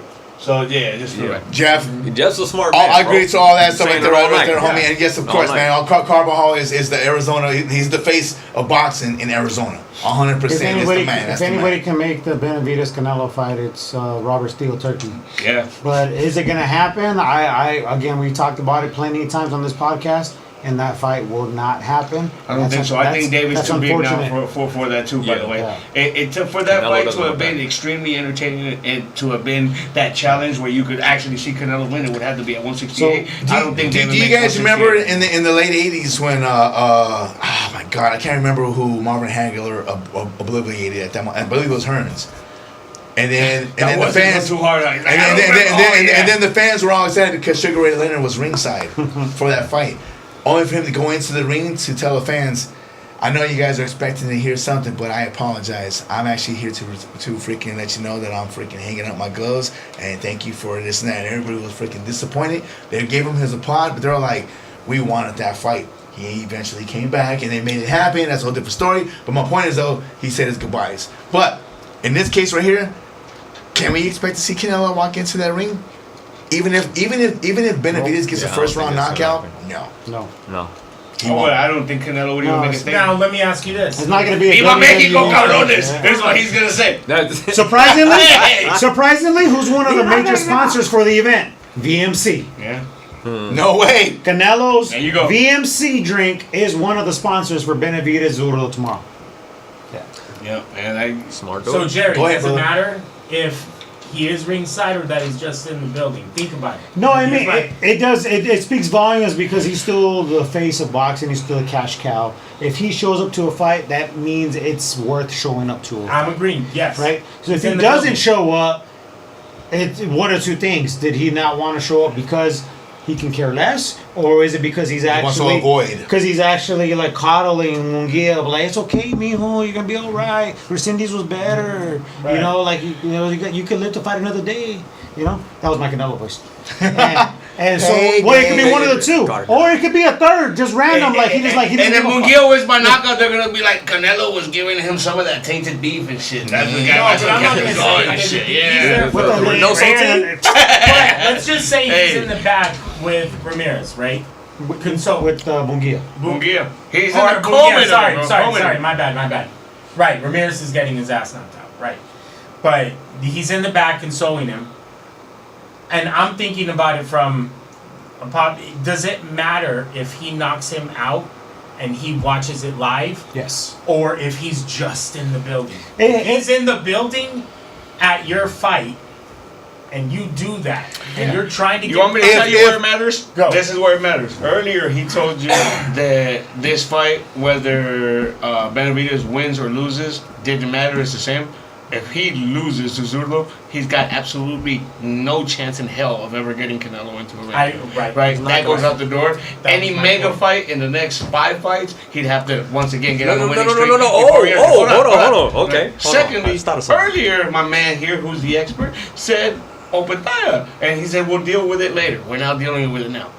If he can't beat Zurdo, he doesn't have a conversation to get in the ring with Opataya either. And now we're taking away mega fights from him. Those are the fights that are going to make him that fucking once-in-a-lifetime fucking athlete that he already is to us. That's going to become a once-in-a-lifetime athlete. Emphasize Latinos, first of all, to us. And then to Americans. To Phoenix. To Americans. So here's my rebuttal. Let me get in there. Go ahead. One thing that I mentioned on this podcast plenty of times is that David Benavidez needs to walk his own path. We can go far back as episode like 30s, 40s. And I was like, David Benavidez needs to keep doing David Benavidez. Forget about all the Canelo talk. You know, just keep fucking winning. Keep knocking fools out. Keep doing you. And he has. Yes. So here we are. Couple years later. And he's not just headlining in Vegas again, but it's on Cinco de Mayo weekend. That alone, whether who's watching ringside or not, is big time Yeah. for his career and his journey. He can't afford to lose against anybody. That's what my point was. He can't lose. Right. He can't That afford was to my lose point against anybody. from the beginning. It had To nothing do with continue the to record. elevate It was just his Canelo brand. For what he wants to do. For I'm his with you. brand. 100%. I'm with you. And I And never that's why I disagree with said that. it was I nothing never about disagree with defending that. the O. I got- I never disagree. I got one name. I got one I never name for disagree. you that's gonna make you think twice about what you're telling me. Let's dog. hear it. Emmanuel Navarrete. David Benavidez has a chance to be the face of the sport. Emmanuel Navarrete has never been the face of the sport. But he's We're still talking about a whole nother. I got And I you. hate to He's say still it a because star. I love Vaquero, He's still- bro. One of my Navarrete's favorite still a fighters. star. What? Navarrete's Yes, still a star. yes, but we're talking about hey. the difference between a star It's the same. to the next guy. It doesn't No. matter how. It doesn't But matter hey, how is. let me as It's still the somebody same. It's still the same fucking level, bro. Look, let me as somebody who No doesn't shame in have. losing to a bigger man. Wait, Mr. LP, watch. Let me as somebody who doesn't have skin in the game speak on what he just said, and by that I literally mean, unfortunately, I hate as somebody who doesn't have skin in the game to see a David Benavidez and Oscar De La Hoya not be Mexican enough for Mexicans. I hate that, bro. That kills me. Be better. You know what I'm saying? For Be the better. record, he's also Ecuadorian. I'm Yeah, just yeah. saying, let's not throw too much shade on Latinos. Latinos What? are going to embrace Benavidez to that level. Who's that? Oh. Benavidez is half Ecuadorian. Oh He's half yeah, Mexican. he's Central half American favoritism. Right. He had to pull that out. Ecuador's- He found that Ecuador's not bloodline. That was Central CSI. America. Hey, that was straight CSI, Ecuador- bro. Ecuador's not in Central America. No. All right. Anyway, my thing is, Love for you, bro. that's why Navarrete is always going to have a certain fan base because for the Mexican appeal. for the Mexican appeal, and that's unfortunate. That's why I say that. I That's got you. So that's the unfortunate. advantage because he comes from the skina of the Mexican freaking Mexico. Right. Freaking, And I hate that, bro. dog. I hate that, dog. I was having You this know what? You're conversation, fucking- bro. okay, fair I was, enough. Look. Somebody Fair who enough. doesn't have skin in the game, as a black man, I was having this conversation with this girl the other day, God and we damn, had the same. bro. What a great fucking point, Bro, dude. I'm just saying, and it was getting deep. Me and this young lady, I was talking to her, and forgive me if I offend. I don't, you know what I'm saying, I don't know too much. Yep. No, I don't sure know enough, too much, man, you're but good, I man. was telling her we were having this conversation, and I said, man, I love paisas. I said, I heard that's. I was like, That's Jeff. and I said, I don't know if that's offensive, my bad. And she was like, no. I said, but I hear people hate on paisas. I was like, but they're like just hella nice, cool people. Just Hard always workers. hard working, always smiling, Snake and so skin we went down that. Look, stop. See, you stop the hate, bro. That's your folks, dog. Hey, that's your folks, bro. See, It's my see that? You see that? But anyway, so that's a whole nother. Again, I don't have skin in the game, so I don't speak too much. But that's just what I see as an outsider. Anywho, No, respect though, man. Hey, Shit, no, respect. I appreciate Bring it back to how David is. yes. So bringing it back to David. Remember I said I'm gonna put a pin in that name, Monster. Here's how you do you. Be your own man, okay? I agree. Blaze your own trail. That was a big point. And that's what he said he wanted to do from Jump Street. He's going to blaze his own trail. He doesn't need Canelo, and I agree. It's going to start with this. You know, I love to nickname and I love to rebrand, sir. So we got Mexican Monster. That was given to you by Tyson. Salute. But go ahead and be King Kukui.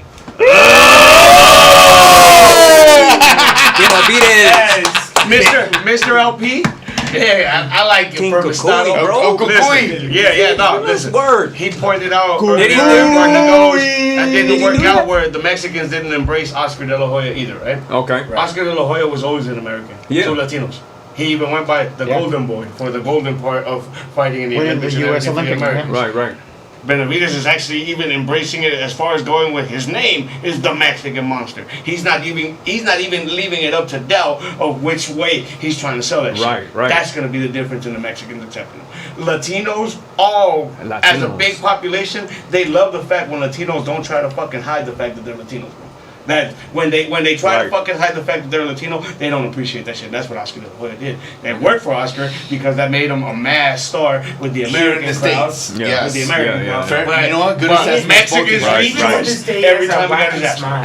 Hey, but you're not even talking about the whole. Now what's different? Now we're gonna separate. Listen, We're gonna separate. and here Now. this is where we go today. Yeah. He just told me that it's okay if Benavidez loses because he's moving up in weight and he's chasing greatness. Well, no. He crucified Canelo when Canelo lost to Bivol, and he was doing the same shit where he was moving up and fighting against the fucking Less top weight, guy. may I add? But no. But a much better fighter too. But here's why you crucified. No, but here's why you crucified Canelo.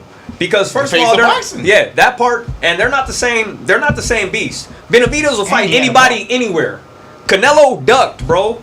Canelo, other than Benavidez, and is ducking. Other than Benavidez, who? Charlo, early. Big Charlo, early. See, early. If that's the example. No. I'm just hatred of Canelo. No, bro. I'm talking about in Canelo like LeBron.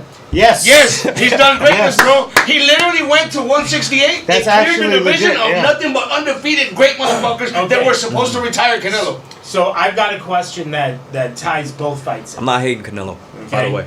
So we're talking about Furmastodle, Canelo, 3-hour drive, 45-minute flight. He come outside of the Raiders Stadium. I'm down. So the Inoue Nakatani fight, right? We're saying whoever wins that is going to be insanely popular, and they're going to get. They're just going to in the largest continent of the world. Yes. Awesome. Yes, exactly. So this is how big that fight is. Whoever wins is going to be arguably the #1 pound-for-pound fighter on the planet. Okay. Period. David Benavidez and Zuro. If David Benavidez knocks out Zuro in fucking one round, it doesn't even. He's still the pound-for-pound top dog, but he would never be questionable as the #1. Okay. Yet. Okay. That's how big that fight is, dog. I get that. What I'm saying is, we're talking about popularity, mainstream, all of that. Back in the 90s, and 2000s, we had De La Hoya holding Pepsi bottles. You know, he was huge worldwide, mass appeal, right? Well, yep. Do you see any of these fighters, you know, having this kind of mass appeal? Because we're talking about Benavidez. Benavidez. Hold on, hands down. He's got to win. Whoever wins either one of these fights, got to win. He's going to get a springboard. Minus Ramirez. I'm hearing Ramirez is going to kind of do his own thing. You know, but if Benavidez wins, let's just say in a dream world he gets a Canelo fight. The Mexican, or respectfully as the homie next to you here, Foreman did say, the Paisas, they're going to embrace Zuro freaking Ramirez as their boxing god. But is that going to equate to global status and star power? It's not. It is not. So let's talk about that. It's not. Like Benavidez, does it make him the next poster we see? Yes. No, not yet. He'll get there. Because he said it's a no-lose situation. I'm sorry if he wins against Zurdo, but he struggles mightily, and let's say it's a majority decision or a split decision because of how good Zurdo looks. It makes a difference, bro. It makes a difference moving forward. Just for the record, I know we're rolling right into time. I haven't even talked about my freaking dissecting about this fight. You keep mentioning it to everybody that's listening and to us about our private conversation. No, they watched it earlier today. I'll roll back the tape for you if you want. You said it live on the air. So rewatch it when you go home. Allow me. Let's make our predictions. You started off, bro. Allow me. Yeah.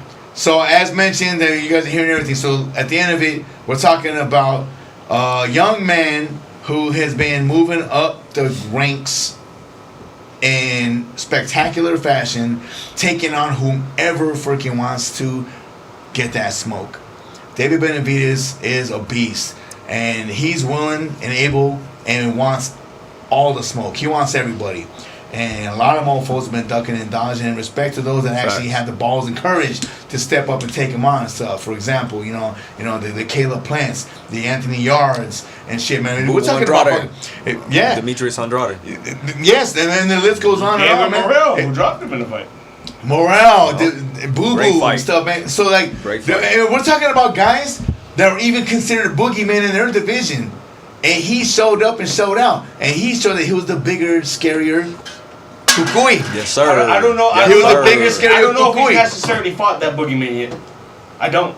I actually think this fight is what gets him. You know why? Because this fight gets him the winner. I think Morrell was. Because that mythical Morrell was considered. Well, no. And you watched Morrell's first fight. I thought he lost, bro. No. But I'm saying Morrell, what he was doing at that time, a lot of fighters didn't want to fight him. He's not a boogeyman. No, not a boogeyman though. No, you know who is the boogeyman there? Another monster. Who? Monster Beaterman. That's the different class. Old, bro. Yes, but depending on what he does in that third fight, if he comes out and beats Bivol convincingly, then you're going, oh shit, he's old, but damn, he's still really good. It'll be a more entertaining fight than Benavidez Bivol. Yeah. Beterbiev can beat Bivol and take all those titles from him. They're neck to neck. Until proven otherwise, because Bivol on the sideline because of his injury and stuff and the age. This is the fight that gets Benavidez that boogeyman that nobody wants. But he's not a boogeyman. Nobody wants. No, Beterbiev is. No. There was one point in the fucking time when nobody wanted Beterbiev, bro. There was nobody else in that heavyweight division that was more relevant. And that's my point. That's my only point with Morrell. That's why I said he was a boogie. He was just not a good match for anybody with a skill set. He was just dangerous. Nobody wanted him to fight Morrell. That's what I'm saying. He had like 11 fights, 7 knockouts, no losses. Olympian, but he was just remember, it's like he got moved up so fast. And they're like, I ain't gonna fight this dude. Look at his record. And I'm missing me with that. But truth be told, the dude could fight. Hell of a fighter. Yeah, and Benavidez took his goose egg. That's again as a reminder. That's the back to your undefeated record. Yeah, I was gonna say. Yeah. So anyways, so look. Team AZ all day, every day. You guys already know that, man. I represent AZ down through. I mean, I fucking root and cheer on everybody and fucking that represents the freaking the state and all. And it's always Team AZ. And shout out to the Benavidez team. Shout out to my home girl Emily Boxing, who was there now holding it down with the team. Benavidez doing her freaking thing too, and along with David too. Man, respect to you guys, because I mean they give nothing but love to the 4luvofboxing family, and I got nothing but respect and love for them forever and ever. But Benavidez is a star to me. I believe he could be the face of boxing. In fact, I know he could. But just sometime, there is a limit for great fighters to dare to be great and take a chance of doing so and hurting themselves regarding their legacy, as you guys are talking about, and their record. 25-pound difference. Now, David is a big young man, and he's been moving up in weight himself over the last few years too, and who knows where his career is going to end at when it's all said and done. And maybe Cruiserweight could be his home. I mean, seriously. Zuro took an L versus Bivol, and Bivol completely dominated him. And I realized at that moment, he never belonged in it. But the fact of the push of his skills and everything, but the moment he moved up in weight, if you will, got comfortable, as opposed to trying to half the time in the training camp losing pounds, as opposed to focusing on your skills. And you guys, those of you guys are listening, there's a significant difference. When you're in training camp, if a fighter is spending more time burning weight as opposed to honing the skill, that's a problem. Right off the bat. And that's what Zuro was doing. Clearly, if you guys are seeing and paying attention to this fight from the face-off, the freaking press conference, the weigh-ins, and all that, he is a big cruiserweight. He's a big man, period. And he moved up 25 pounds, and he got better. It seemed him forcing his body to go down to 175 or to 168 was doing a freaking disservice. And then, to me, I feel that he's even a better fighter at cruiserweight than he ever has been in his career. And he's always been a good fighter. He's a 2 unified bout division, unified bout holder in the freaking cruiserweight freaking world. And I'm impressed with what this guy has done. He looks really good. And in my opinion, he doesn't get the credit regarding his skills, his ring IQ, and dare I even say, slow and methodical, but his footwork. He just knows how to place. He knows how to place. Let me get through. He knows how to place himself. Well, I'm going off of what you're saying. He knows how to place himself and put himself in position to get the big shots out. And the fact that he's carrying that weight, he's carrying more power as well, man. And that's real talk. And in all honesty, with David Benavidez moving up, seeing them both side by side, and it's scary to see it because you can see clear as day, there is a significant difference in regards to the girth of both men. David Benavidez got his fucking hands full. This is not going to be an easy fight. It's not. It's not at all, man. David Benavidez is going to have to bring his fucking A game. And I'm going to tell you guys right off the bat, I'm going to go straight to it now. Benavidez is going to have to come with a freaking excellent game plan. Benavidez is going to have to overcome some serious freaking risk. And he's going to have to take some freaking risks to make something happen in that fight to get through regarding that shit, man. Real fucking talk, dude. Real talk. I could even see him even getting rocked because that's a bigger man, bro. That's a big man. Getting dropped? No. He's got too much heart. But he will get rocked. Zurdo's going to freaking put in that work. Zurdo's going to freaking make him freaking deserve a victory if he's able to get it. But rolling the dice, and I got to freaking say it because it doesn't fucking matter on the case, man.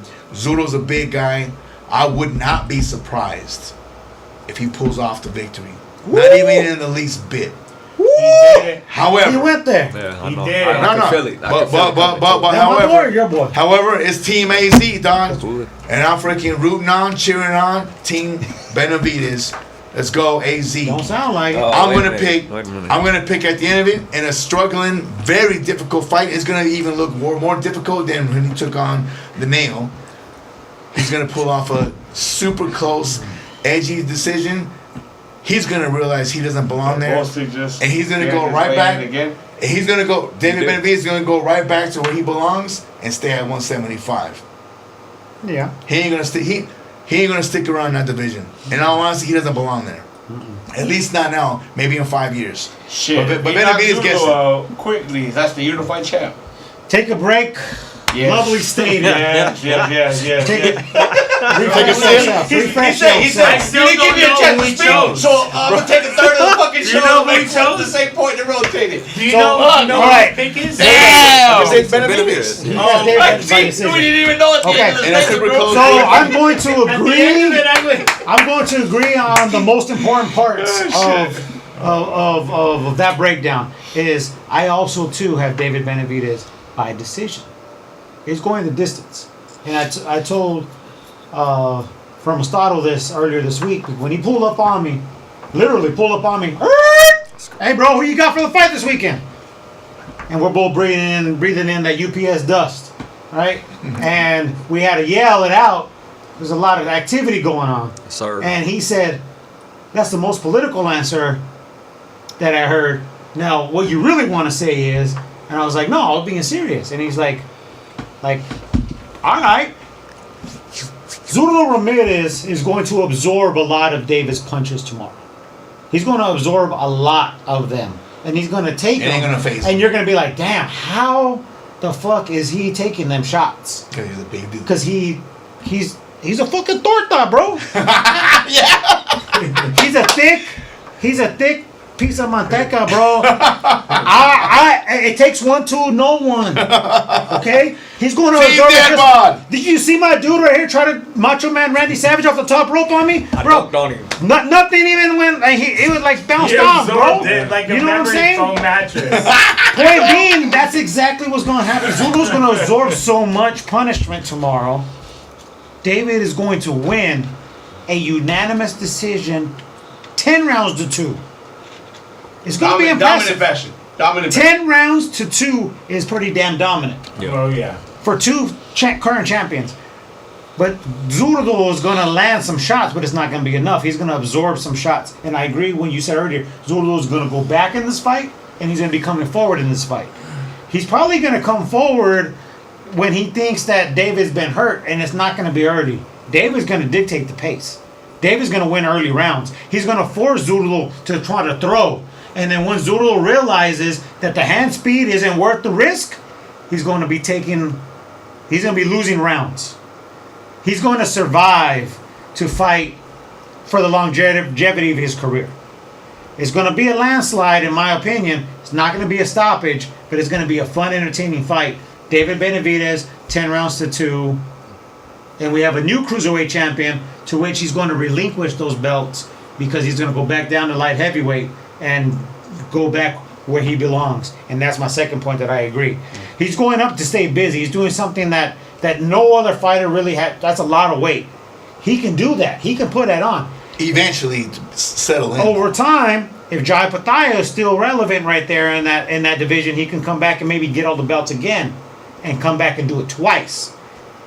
Elevate his resume.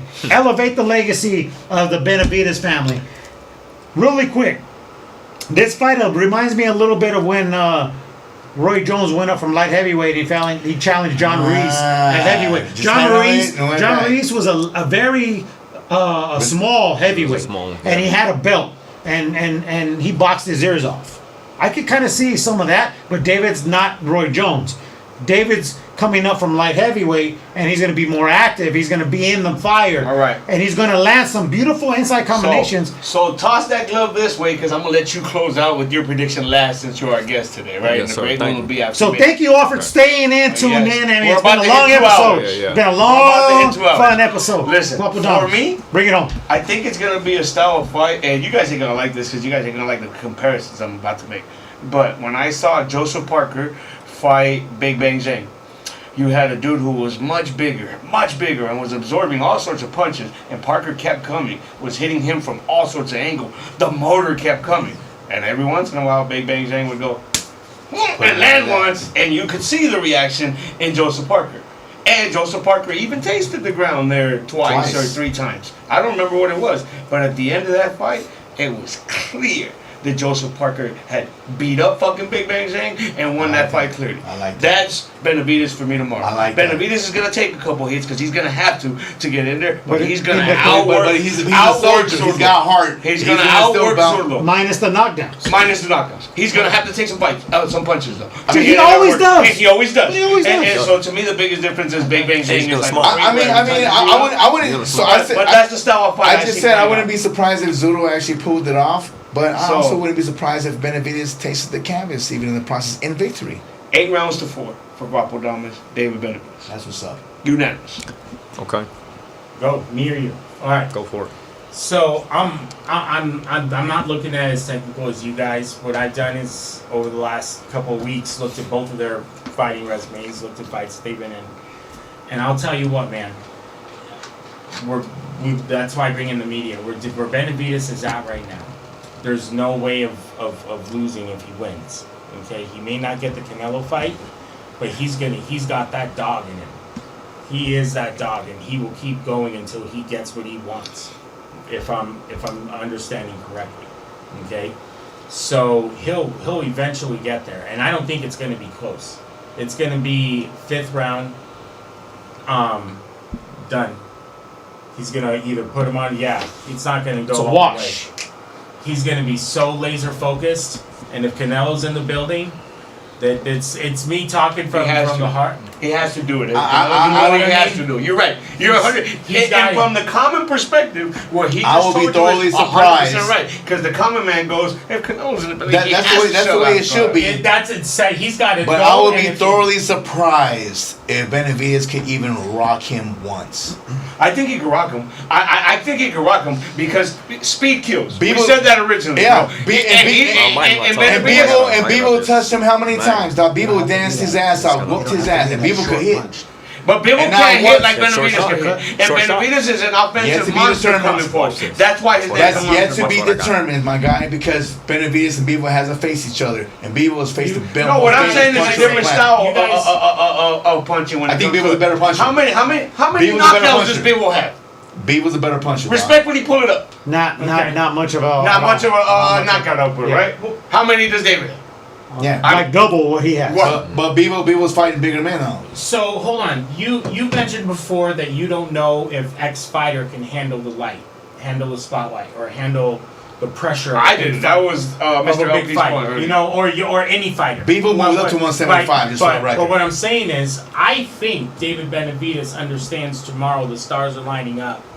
And I like that. Listen, and he actually gets it and is ready for it and goes, "This is my moment. If I'm gonna get knocked out, I'm gonna get knocked out. If I'm gonna put this dude and I'm gonna get it done." And that's why it's scary too, though. That would be the way that's to go, why man. it's scary too. Because listen, for what Zurdo is an offensive monster too. He doesn't have the defensive skill that David has. Because David's very underrated when it comes. You guys missed what I was dissecting. His footwork is underrated. Maybe slow and methodical. So, as you guys mentioned this whole time, listen, speed kills power. But what kills speed? Timing. And that's what Zurdo has. Oh, no. I'm not knocking on that part of Zurdo. But all I'm saying is when it comes from the skill level part, he's not going to have the skill level to that level. He is going to throw punches, though.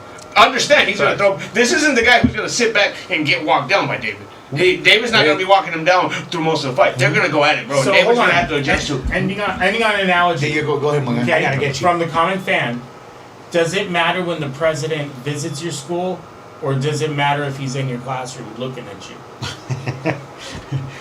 Classroom, that's a good point. Okay. You know what I mean? If he's there ringside, fucking fantastic. Right, I got you. But if he's just fact somewhere around there, that he's there is gonna speak, and I think this dude's gonna fight possessed. What round do you think Zurdo lands that first solid shot on Benavidez tomorrow? Benavidez is going to start strong early. I'm saying 3. I'm going to say we're round 3. In the round 3 or 4, I definitely see Benavidez going to be like, oh, No, shit. I think Zurdo lands before there. I think he's going to be active enough where he'll land a couple. But you're talking about a big shot where David goes clear shot where he can Remember who moment told that you, David Guapo Benavidez has actually lived through other than tomorrow night. Are you finished? Now I'm done. Okay. I'm sorry. Go. All right. Here we go. Sorry, now we closing the show with the prediction of the man who's the guest and the man who has been controlling predictions every time he's been here. Furmastodle, you have the floor. Appreciate that, man. So like I was saying from the beginning, first of all, everybody's breakdown was fair. It's fair. I like the perspectives. You know what I'm saying? I like the perspectives of what everybody gave. Yeah. David Benavidez is a man on a mission. A man who's always fought possessed. This is nothing new. Guapadamas, you kept saying the word scary. You know what? David Benavidez would be mad at you, bro. These are fighters. Warriors. Ain't nobody scared of nothing. Especially not a David Benavidez. Alright? He's going to go in that ring, the person he's always been. He's going to step it up because there are levels. And so from his past, props, thank you Kelly Pavlik. Because he trained with Kelly Pavlik. I see a lot of that in David. A lot of stuff he uses is from Kelly. Shout out to the ghost. To the ghost, the true ghost. Now, I'm not talking Guerrero, and I'm definitely not talking Frank Martin, who got ghost busted. We'll talk about that. You know what I'm saying? So David Benavidez, man, he has underrated footwork. Not the best. We can agree with that, right? He has underrated defense. Here's what's gonna happen, and here's my prediction, and here's how it's gonna go down to a T. All right. To a T. Let's do it. He's going to. I like the Ruiz comparison. I like that. I think he's going to come in with that very, very crisp, off-timed jab that David has. David has a very good jab, yes, and it comes at strange times. Ha, ha! It's so unpredictable. I love that about him. So he's gonna dictate the pace with that jab. He's gonna come in. He's gonna taste that shot. He's gonna smile. He's gonna give the fans what they want, and he's gonna feel himself.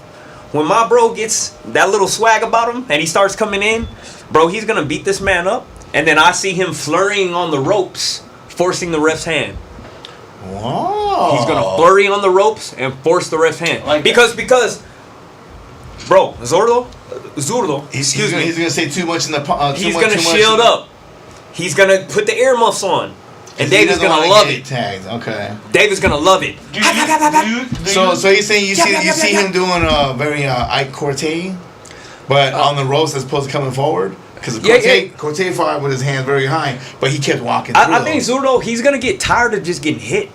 Like he's gonna be like, bro's too fast. He's gonna try to just come and bully his way in. David's not a punk, and he has more skills. So I think he's gonna show those two things. And once he sees, okay, I can't bully bro. I can't just shoot these wide open slow shots from the outside. Bing, bing. He's gonna get picked apart, bro. And I think, like my man Jeff said, woo! Shout out Jeff, bro. I think it's gonna be I think it's gonna be an easier fight than people are thinking for David. I think he's really gonna go in. I think he's gonna actually impress himself. Bro is trained hard for this, bro. Like bro wants this. All right, so he's gonna go in there. He's gonna let his skills show. He's gonna let his hand speed go, and then, like I said, flurry on the ropes. When Zurdo gets tired of getting beat up, he's gonna put on the earmuffs. He's gonna push him back with power, more power than people expected David to have, And he's gonna flurry on the ropes, man, and force the ref fan. Monstro. What round you calling, man? On three. 1, 2, 3. King Kukui, let's go. King Kukui, let's go. As the Mexican monster, What round? King of Kukui takes over tomorrow and puts it on Zurdo. Make sure you're tuned in. Thank you for sharing your Friday night with us. Go ahead, let us close it out as we're shooting out. For love of boxing. 4luvofboxing. Listen, make sure you're tuned in next Friday. No recap. 100. 4luvofboxing, y'all. Tune in, like, share, The recap to subscribe. this, but 100. Episode Next Friday, 100 join next in. Friday. Stay blessed. Furmastodle back in the house next Friday. Nothing less. Yes. Woo! Monstro.